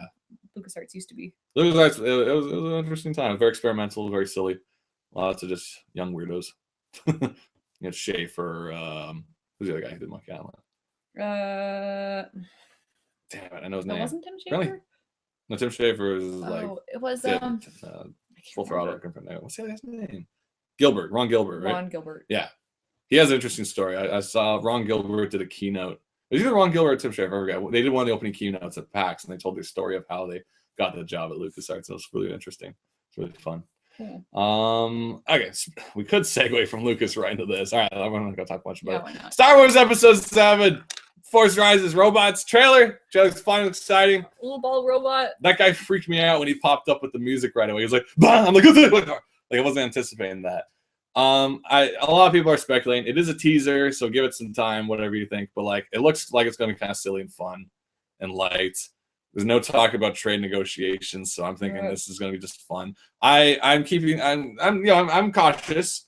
Originally, I was going to keep my expectations as low as possible. Now I'm kind of like, okay, it looks kind of silly. I'm curious. Looks colorful, looks fun. Also, I know Not so drab Game of as the last Thrones ones. Brian Tarth is in this, and I think she might be a Sith. Whoa! Excited. She might be that one in the forest at the Winter Forest. Did they finally have a Sith witch, as they've so. always wanted? I think so. Funny enough, Lucas really has always excited. wanted to too. Why did he stop himself? I thought he could do know. anything he wanted. Yeah. Was it him or was it the designer? Someone always wanted a Sith witch. Oh, Ian McCraig, who did all the design work, Yeah. had a really cool Sith witch in his art of book. And then he never got to do it, so maybe now. But they had it in the Clone Wars show. I feel like this is the movie that's actually going to be listening to what everyone wants, and it's like let's fix Star Wars or whatever. I trust JJ because I really enjoyed the first Star Trek reboot. So I'm like, all right, The second one was, it was all right. I didn't love it, but it looks silly. Like I think he's good at making movies for everybody, kind of thing. So it's like he'll make it kind of for people that maybe. I think it'll probably appease fans. Because I mean, I wasn't huge into Star Trek really when I was younger, but I found that the Abrams movie actually made me really interested in it and getting back into it, where it kind of was like my entry a little bit to get back into it. So it seems like his movies kind of might make it easier for people who weren't fans originally to be like, oh, this is kind of neat. Let's check this out. You can get on whether you've watched it or not, maybe. Like the problem was I think with the prequels, it's just like they lost that sense of fun. it wasn't fun. Like the third one is just no fun at all. It's just like misery. You're slogging. through it. And I'm not even just saying it because like everyone hates it or whatever. It's just like it's just watching. It's not a fun experience. I just remember, and I got that memory where when it was finished and we were walking out, there was that guy in the Boba Fett shirt. He looked so sad, just staring at the screen. I was like, I'm sorry. It was raining. Yeah. He's standing in the rain, drops his lightsaber. It's just like, like for as much as everyone pans Phantom Menace. It's still like fun and silly and to a little bit. That's kind of like I can actually remember the story beats. Yeah. I remember like enjoying it well enough as a kid because I didn't understand what trade negotiations I mean, it was a little That stuff slow, blasted but- over my head. But like the latter two is just like I don't remember them. I don't remember anything that happened in them. There's a wet place, there's a dry place. People are angry. He's There's got green the higher screen. ground for some reason. Yeah, that I don't matters. know. I've got the higher ground. It's just they weren't fun. And if JJ can make Star Trek fun, you know. Not that we're saying that it's not, but No, I love watching the old TNG. I had a good time with Yeah. season 1. I haven't done season 3 I'm yet. revisiting it now. I'm really But liking season 1 too, I love the writing and stuff in it. But as far as like action, fun movie, Yeah. the prequels weren't. Yeah. Hopefully this brings that back because Star Wars is a Western. It's an exciting, scary, unknown place. Like Luke lives on a planet that he doesn't even go out much. Yeah. Because he's like, oh, there's a shady bar. That's, you know, you think like, oh, dude lives here. He's been there all the time. I'm like, no, it's like never this been is to his this first time. Because in the radio play, which I have a giant poster of, there's a sequence of him in the tavern with Obi-Wan. He's like, that's a Bulgarian. It's like, I've never seen one before. And Obi-Wan's like, stop pointing, Luke, please. This is gonna be. They're going to get us killed. Luke, and it's can't take you anywhere. yeah, and if you haven't yet, I have a poster there. It's from You can probably twist it 1970, around to show it. 1981. Just show them the whatever. poster. It's the Star Wars radio play from like National Public Radio, and it is one of the best radio plays I've ever heard in my life. It stars, you know, Mark Hamill and Carrie. Is it Carrie Fisher? Yeah. No, it's not Carrie Fisher actually. It stars Mark Hamill. It has a couple other casts, like Anthony Daniels is in it. Most of the other Obviously cast is not other Harrison actors Ford. and stuff, but they are fantastic in capturing the idea of the character. In a weird way, I equate their voices with the voices from the Dark Horse released manga series. Oh, I love that series. Because the Star Wars manga grabbed a bunch of the scenes that were cut from the movie that were kind of later added in, like more stuff with The Star Biggs Wars saying like, manga- Luke, I'm leaving. Especially the New Hope had so many cute character Yeah, moments. the art in Right. that manga is fantastic. Yeah, and they made Luke so adorable. Yeah, it's if you haven't, all right, so here's my Star Wars recommendations for you guys getting excited because next year the movie's not coming out for a year. If you want to track down some good Star Wars stuff, check out the radio play. There's all 3 movies are done. It's from 1981. Look up Star Wars, National Public Radio, whatever. Spectacular, fully cast. Not all the people from the movies, but a couple. It's just really well done. A lot better emotions when Leia's planet gets blown up. You It's not feel like- it. The actress, I forget her name, unfortunately, but she's spectacular as Leia.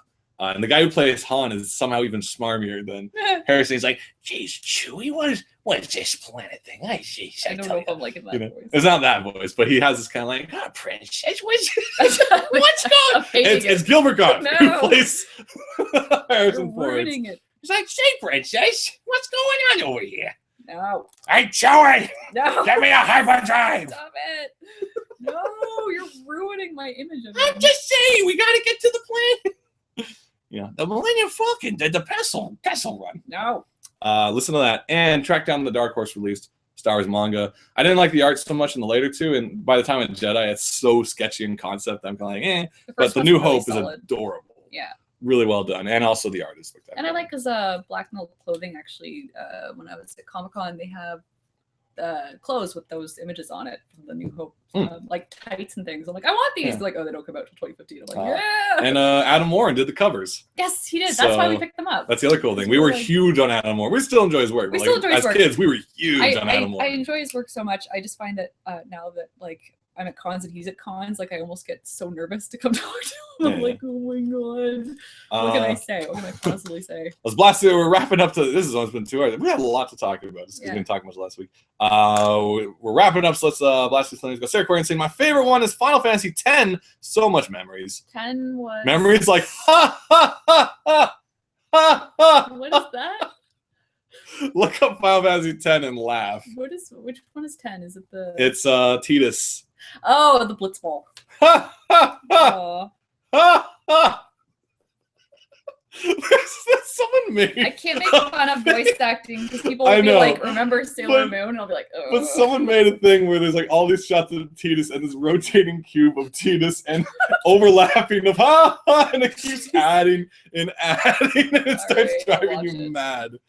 It's so funny. But yeah, I have a friend who really loved Final Fantasy X. She played it a couple of times, and the ending was like really tragic and stuff. I'm Don't like, say nothing. No, not for the reasons you think. There's other reasons why it's tragic. Well, now I don't even want to play because it sounds like. But the beginning was really cool, where it's like, I'm a city, and it's water, and it's like there's a wave coming, and I'm not looking at it because cool guys don't look at waves. It's like, no, father figure, it's explosions, not waves. It's like, oh shit! Is that how it goes? I think that's how it goes. Ah! Yeah, and then it's like Shenanigans and Blitzball. Blitzball. Never played it, but I saw the characters in Kingdom Hearts. I like your review. Yeah. I just stuck on the laugh. Yaiba says, "Oh man, I remember that Mickey Mousecapade." This is going way back in the chat. I don't think I ever finished it. It was fun though. Nowadays, probably isn't. No. You do better with the Mickey Mouse with the art pen game. I feel like we had Hang out so with much Oswald. patience when we were kids. Oh god, nowadays we probably couldn't play half the stuff we did. No. That's all we had, man. We got Megan. This might be out of order. Saying, sorry for asking so many questions. Talking about classic point and click. Did either of you ever play Starship Titanic? No, No. but I had the book. We have it? No. Apparently there was also a Hitchhiker's Guide game as well. I had the book Starship Titanic, but I never actually read it because I'm awful. I love Douglas Adams, but I like the book on tapes better because then I can do like stuff. And we have the Hitchhiker's Guide read by Douglas Adams. A lot of people like the Stephen Fry version, but I haven't heard it, and I know Stephen Fry is great. Yeah. But I started with Douglas Adams, and he read it the way I imagine he wrote it. So he has all the punctuations and inflections like where it's supposed to be. Yeah. And that's like my penultimate version. Love it. And to this day, my favorite, I probably butchered the line, but my favorite narrative he has is the ships like float in the air the way that bricks don't. Yeah. I'm just like, it just makes no sense. That makes But plenty of visually, sense. They shouldn't be It there, makes no sense that basically. it's there. Those ships shouldn't be up there like a brick doesn't. Genius writer. Totally honest. But if another good if you finish Star Wars Ready to Play, I recommend it. Get the Hitchhiker's Guide book on tape. Yeah, if you're good for some really fun sci-fi, at least the Hitchhiker's first Guide three. is amazing. There also is a Radio Play too, but it's like the weird thing is there's so many incarnations of Hitchhiker's Guide, and they all started off about the same up until like after the end of the restaurant at the end of the universe, and then they all just kind of go in different directions because there's a TV series, Radio Play, book book on tape, comic, movie, another TV series probably. And I mean, I know the movie's out there, and I thought it was really fun, but I think like a big part of it is it's kind of like having to read the book, but it's the narrative. I find it's so entertaining. Yeah. Like it's his voice and just describing things where it's like you can see it happen. You're like, oh, that's cool, but it's like just the way it's described in the book is just so funny. Well, the same thing with Rowling and Harry Potter. Like I enjoyed the books more because her narrative is genuinely hilarious. Like she is the way she describes things is just funny on its own. Yeah. But you can't show that. Yeah, like the line, what was it, where it was as likely as Snape adopting Harry. I'm just like, this funny, happening. But how would you bring that in conversation? Would just be like, Harry, this happening is as likely as me adopting you. You're like, ooh, that's Alan Rickman. Why would you say that, Alec Rickman? That's weird. Also, segue, Alec Rickman in Hitchhiker's Guide was great though. Him as Marvin worked really perfect. well, and I love the design of that. There's so many different designs of Marvin. We know, I guess, the one for the comic. That was it. DC who released. There was a DC or Dark Horse comic that pretty much is our visual version of it. So our Marvin was kind of like that, but the movie one was this weird, like lumpy, ball-headed guy, sad little ball. which is also really sad. And then when they made them into Yarn in the Yarn universe, that was really cool. Cute. I'm like, I love this movie. I only watched it once though. Jim Henson stuff worked on it though, so that was great. That's good. Quickly blasted through these. I'm losing my voice of talking and tonguemanship. Also, the sea salt, says Chris the host. Ice cream, saltwater ice cream. It's a big thing in Kingdom Hearts 2 because this is a spoiler? No. Because Tetsuya Nomura, the director of Kingdom Hearts, loves this stuff. Oh, okay, that makes sense. That's like Andrew Murray making an RPG and filling it with McDonald's friendship baskets. Yeah. And it's like Sora has the friendship basket. Yeah. Also, I like to get up at 4 a.m. and go outside in the snow. Is that what he does? You get up early, right? You're an early bird? I remember you used to post stuff like, at my desk, 4 a.m. And I was like, stop it. You're making me feel bad. Tyler Mann says Kingdom Hearts 2.5 is now HD and has a second game with new levels and such. Oh, cool. And he was in Tusk, referring to Haley Joel. This is our memento of this show. You got to bounce around. Daniel Luke going about Kids Fix and Claris Works. I think we had that. Claris Works. Where? There's some art software that like it's some lady. Claris Works. Oh, that sounds. Or was it a game? Or was it an art program? That sounds kind of familiar. The game that came with it were Spectre Challenger, Load Runner, Nanosaur, and Bug Dump. Don't know those actually. Such old games. that no one else played. Well, I'm assuming people who made it played it at the very least. Yeah. It wasn't Classworks. There was some other art software we had because we didn't I think we didn't have the early Photoshop. Curl paint. Maybe it might have been Krell. Like, It had like a if there was feather and a quill. There was a like, puma oh, or something, some kind of tiger. This is wonderful. Some animal. Yeah, cover. You drawn?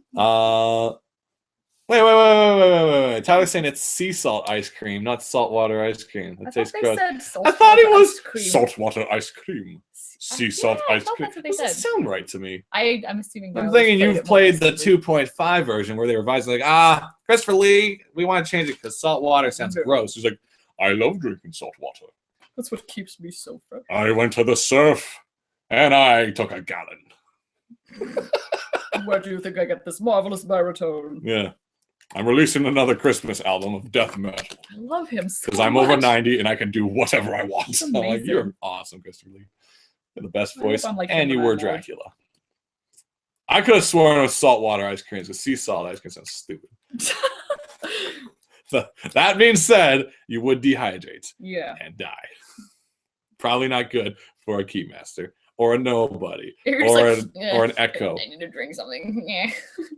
If you sit down and follow the timeline of Kingdom Hearts, it's one of the most convoluted, soul-changing experiences or Really? whatever. Because it's like you have people, and then you have nobodies, and then you have shells, and then you have croissants and all these other things. And it's just like when this guy became that, he's separated into two, but he's actually, his two is based on another guy who's hanging out with this guy who kind of looks like Zack, and they had swords, and there was a heart sword, and this old guy who's also a third of another old guy who's three halves of his son is also this guy, and he had a heart thing, and there's a graveyard of swords, and she has eyes, and she looks like her because she's the descendant of the overside of her croissant. Spoilers. Yeah. And we named this one 55 thirds over 2.5 days of dinner or whatever. It's just like, what do you do, Kingdom Hearts? The Serpagus. We know you'll buy it. You'll buy it anyway. We're gonna. We just want you to confuse the store clerk. It's like, do you have the Serpagus 53 quarts of a fifth ounce beyond the daylight of dirge? They're like, that's like me trying to buy Argus back in the day as a kid.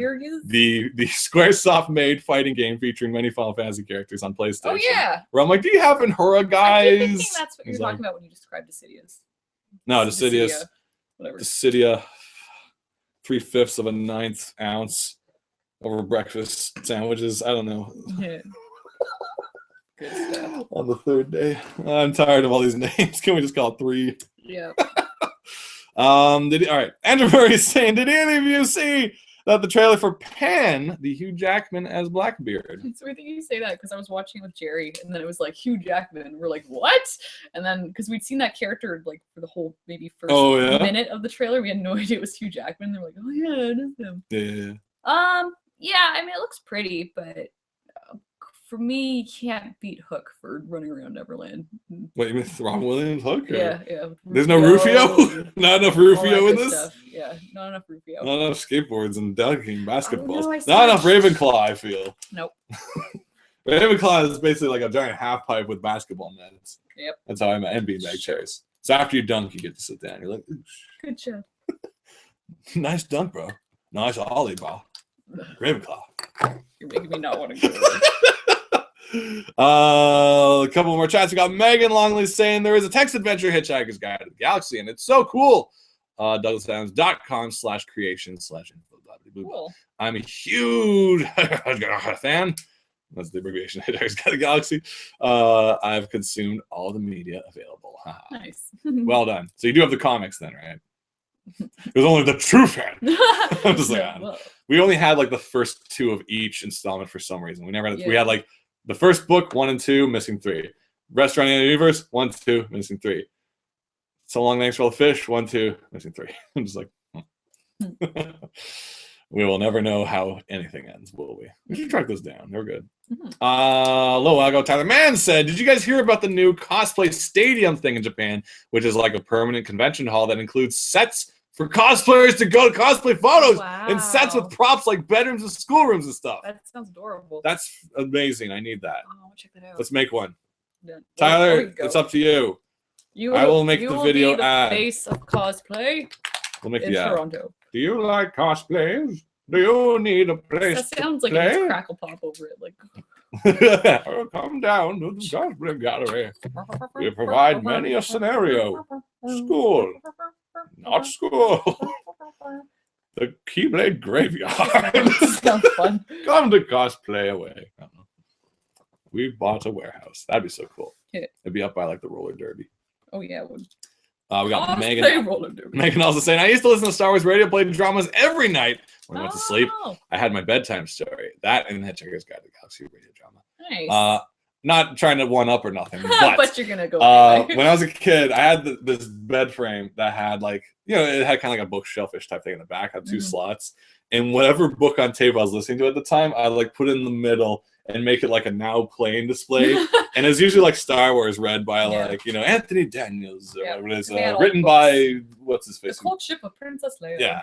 And then I also, like, with all my Micro Machine Star Wars stuff, I'd, like, hang X-Wings and put ships and stuff there. That's so fun. So this was, like, my now playing box, because I had, like, my stereo above the bed. Yeah. Oh. And I, like, taped, like, little X-Wings hanging in there. I'm like, this is what I'm listening to. Oh, man. Yeah. Actually, I do remember that the spread would sometimes have little diorama stuff happening. Yeah. It was like, what's happening today? Yeah. What are you listening to? All right, that's great. It's like putting on a show. Which is Yeah. What's happening over there? Is that Death Star? Good. Good. Got a couple more chats to finish up really quickly. I was saying they're talking about Marvel and Star Wars possibly making it into Kingdom Hearts 2. Good. I want Deadpool and Cloud and Chewie all on a fucking motorcycle, on a Segway with a sword with keyblades. Perfect. Fan fiction. Do it. Yeah. Do it. Wait, Lucas also the Guybrush. Monkey Island. And Day of the Tentacle. Day of the Tentacle. And Indiana Jones. Yes, Indiana Jones. Right. Too. If Kingdom Hearts is Indiana Jones, I'm done. Oh my gosh. If it's like, oh, what's happening in this hot guy bar? Oh, it's Andy. Andy, Cloud, Sephiroth, Tarzan, all in one place. What? Dun dun dun dun dun dun. It's like I don't know if that's Sora or my voice. I don't know. Is that supposed to be you? I don't know who it is. It's just, Come I thought it was on. just fan in general. That would be the hottest game ever, I'm afraid. That'd be so That good. would destroy the system. This is why we need PS4 to handle. Boy. Oh, boy. Lisa Dong, I don't know when this was said, but says, I went downtown Disney dressed as Mabel after a con. Oh, No one boy. really noticed or asked me to change, but one did recognize me and tell me my costume was good. Did it say Mabel on it with the lights and things like that? Or was it like, which People tend to do the pink one with the rainbow. yeah, I like the floppy really disc nice. pajamas too. That's really cool. It's just So like, many she has good such a ones. random selection of So many clothing. good sweaters. So many good sweaters. Final chat here says Christo says 2.5 is the completion of the 3 of the newer games Oh. with the final mix stuff. Wait, newer as in 3/4 or 5/17 ounces of an ale or whatever it's called. Because those ones are all like handheld, right? No. Japan, wait, what? Mixed stuff added, aka the stuff we never got here in the West. So you have Birth by Sleep, okay, Kingdom Hearts 2, and Coded, or is it Recoded? I don't know. All on one disc with stuff, scenes. I thought a version came out for like the PlayStation, whatever, that just had all the cut scenes of the other games, but didn't actually have the games in them. It was just like, here's what you missed. Spiky Hair said this to Key Guy, and he said this to Dumbo. And anyway, and then the whole everyone's hearts were broken, and they're all shouted into different people who are also cool looking. It sounds sad. And then they all question their own existences, and somehow it ties to the island. Mm. Kingdom Hearts in a nutshell. Hot Guys coming I was soon. gonna say Version Lost. I um. want the Hawkeye version. Yes. And the Hawkeye version. Yeah, he could be in there. Hawkeye could definitely be in there. Closing notes. So we talked about Star Wars trailer, of course. Let's get this over with because we missed it last week. Jurassic Park, Jurassic World trailer, of course. Oh yeah. Velociraptors, motorcycles. What's more to be said? I Let's thought see it. that that's how they hunt. I was like, where are you? You know what? I'm not gonna ask questions. They think the motorcycle is one of them. It's great. Okay. It's gonna be great. So we'll watch dumb. it. Also, recommendation: be sure to watch the Jurassic Park Ace Ventura matchup. Okay. It's great. I'm done. That's my recommendation for the night.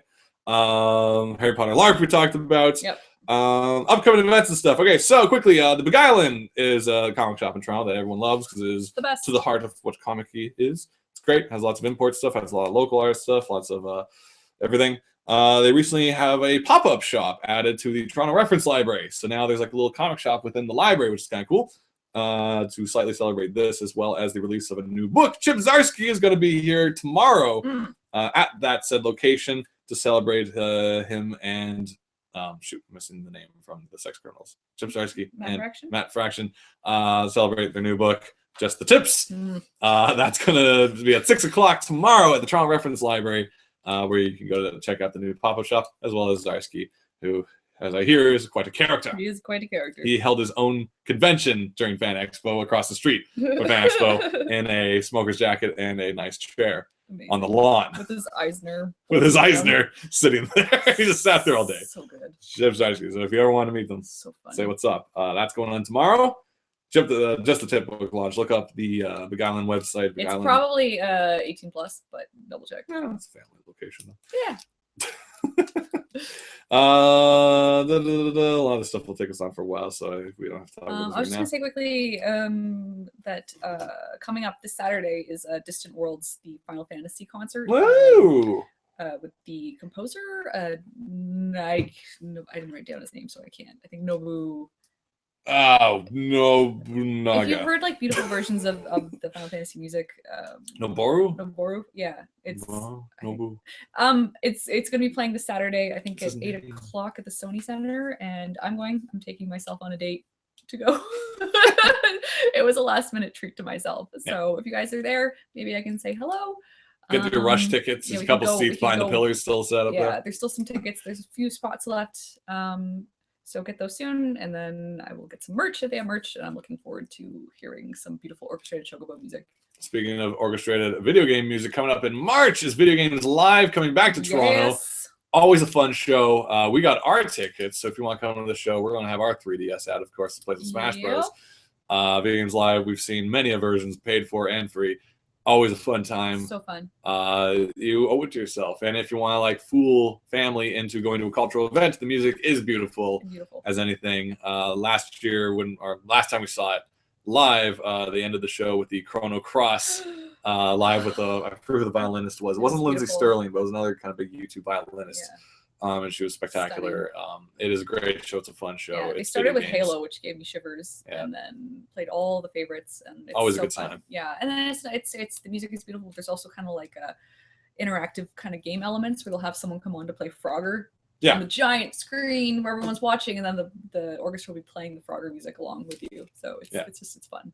It's like live Frogger music. The only question you have to ask yourself is evening wear or cosplay.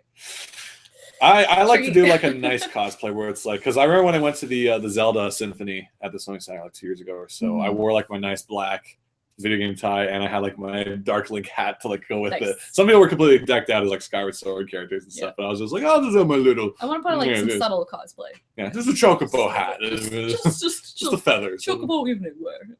Yeah, well, like if you look at like Final Fantasy X-2 and all of their dresses and stuff, they're like all like cosplay. Based on like Mog and you can go or like a Balam Garden graduate. I'm going to the Balam Garden dance. Yeah, I'm dressed to the nines. Yes it is. Megan Longley also says, I had heard that Mabel knits all her own sweaters in the show. Oh, really? I'm not sure if it's fanon or canon, but I want to believe. Probably. I'm assuming they don't sell Mabel sweaters or things with lights in Oregon. Yeah, so good. Like maybe now they do. Any other coming events? I think that's it, as far as I know. All right, cool. Completely lastly, I'd like to show you my Black Friday get of the year. Hufflepuff, Hungry Hippos. Wow. Oh my god. Of the two games I've wanted since childhood, being Crossfire and Hungry Hippos, I finally have one of them. Wow. I now own age suitable for ages much younger than me, but I now own Hungry Hippos. Half off at Toys R Us. How could I say no? I thought you didn't go out during Black Friday. I didn't want to, but like we were there anyway, and there was like no lineups. Our Black Friday was really polite. No one really like, the footage. It's Boxing Day. That's the footage they show is usually like crazy over examples, but like us, we're just like, there's better get hippos, I guess. Yeah. It's more like people were just walking by and they go, ooh, hippos. But I had a goal. I wanted this for like ever, so I'm justified. Hippos. Good. Cool. All right. We'll use it to determine things like who gets to use the remotes and things. Cool. I'm just about done this. So go, let's take a look at Silly Kingdom 2 coming very soon. Not telling you when. Tonight. Yep. There you go. Hopefully. Yeah. We won't tell you the context of that scene, but it's a good scene. But you can pre-order and for Silly Kingdom I think it's Silly Kingdom.Big Cartel, but it might be Silly Kingdom Comic.Big Cartel. Anyway, if you go to sillykingdom.com, all the information's there. Yeah, there's links. Also, just really quickly, we are having a 40% off sale in our What? shop. So if you are interested in getting either Shrub Monkeys or the first Silly Kingdom for 40% off, so Shrub Monkey book is $6. The original Silly Kingdom is now $3. Pretty good deal because I know the shipping can get kind of expensive for international, especially. But we're doing that until the 15th. So if you want to get someone a gift of fun indie comics, head on over to Shanahanigans.bigcartel.com. It's the gift that keeps on getting our, it helps back us, order it helps out. us make space because we got to get stuff out of storage. The gift that keeps giving us storage space. Yeah, because we have a lot of books upstairs. Like, guys, buy our books. Absolutely. And I have cutoff dates for shipping as well if you want to get them for the holidays. So if you're international, which is outside of Canada or the US, this Sunday is kind of the cutoff date for when stuff will arrive in time for the holidays. Oh, really? So, yeah, it's mail is, you gotta get it out early. I guess we shouldn't ship anything during the season. Yeah. Sorry, Yaiba made me smile. You got caught up in the crossfire. Oh no. Oh, memories. I played it like once at like a Cub Scout event. It was at the end of the day and then it ended. Yeah. And I think they didn't have all the marbles. I didn't even picture this game. Crossfire. The kid was like in leather gloves and back with his cap. He's like, yeah. And the rival kid who has a spiky hair and he may as well have the power glove. He gets like, he's on one of the crossfire things. He flies away to hell or whatever over there. He's like, no. And he's like, Sounds yeah. terrifying. I crossed his fire. With some fire.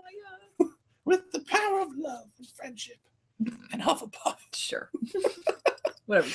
Megan says, thank you for taking the time to stream for us, answer questions. Of course. Yeah, We'd rather answer questions than me talk about what my life is like, because it is boring. Yeah, usually we get on topics when we're like, He's like, I had toast today. How was it toasted? Oh, toast. Damn it. You two are super cool and fun. And you made my homework time fun time. Excellent. Very good. Our show is intended to be a learning show, of course. So if you ever have questions about animation industry, arts, creating comics, We're voice, happy sound to effects, give our experience. video games, people interacting with customer service, like we have experience everywhere. Look at us. Yeah. Be polite. That's all I gotta say. Be Be polite, nice. especially during the holiday season. I'm always kind of like, people should work a retail job during holiday to understand how crazy it is, because man, just be nice. Just be nice. Yeah. Even if customer service people are rude to you, they've probably had a pretty rough day. I worked at a sports store on Boxing Day. Like, yeah. Never. Be nice. Be nice. Be nice. Be nice. This show, of course. Anything else left to promote upcoming events? Cool. Otherwise, stuff's coming soon. Twitters and Tumblrs, of course. Katie Shy, for if you want to follow up on more what she's up to. Shaggy Shan for my stuff. I have a new website I'm hopefully going to release this week, if not next week. It's just portfolio, so there's not really much to do over there except like link to everything I've ever done. But that's what that's for. Hopefully I'll be done. That other projects are secret projects I can't tell you about just yet, but stuff is coming out from us. Beyond that, Silly Kingdom, go to the website sillykingdom.com. Find out more about Silly Kingdom if you want general Shanahanigans stuff. SHANAHANIGANS.com is the website where you can also find some of our old comics, full comics that show up in other anthologies, such as Demand and Demazana from Cautionary Fables and Fairy Tales 2. Tatterhood from the original Cautionary Fairy Tales. I've also put up my short comic from the anthology project called Hello. Plan to read. The original Shrub Monkeys. All there. I was trying to figure out how to find them. I had trouble finding them. They're you have to like, if you go into the drop down, I know it's not the best designed. If you go into the drop down where all the they'll have all the like chunks, so you can like go back and click on a Shrub Monkey. Well, okay, I'll have to ask you about that. So all that old stuff is there. If you want to see my stuff, if you want to go to my YouTube channel, Shaggy Shan. If you like Gravity Falls, I have a video on it that I just left there because it's the only thing that anyone comes by to see anymore these days. 14,000 views and counting. I don't do advertisements on my videos either because I just I was never cared to put stuff in front of my stuff. So go check out a bunch of that stuff if you want to watch some silly business. And beyond that, last minute mentions, we got Megan Longley saying, I'm actually from Capilano University in the 2D animation class, graduating in 2015. Nice. Makes me happy to know other creators in Canada. Excellent. Where's Capilano? Capilano's Good. Glad we know our Capilano locations. Here or something. Because the host also saying, yes, my flour sack animation was slightly more bearable with their show in previous episodes. So thank you for doing this. If you like our show, we do it every week. We like answering your questions, we like helping out where we can. Yep. You guys keep me entertained while I'm eating. So thank you. Thank you for. I just like to talk because I'm usually alone all day. Aw. That's been Shanahanigans Live. Bye, guys. Thanks for hanging out. See you guys next week. Have a good Usually one. Tuesdays, 8 p.m. Otherwise, stay on the Facebook page and we'll tell you when it also is. Subscribe, All the like, infos. favorite, be nice to each other, and keep making crap. We like Keep that making stuff. See ya. Not crap stuff. Good stuff. Bye. But crap's good too. Yes. Bye.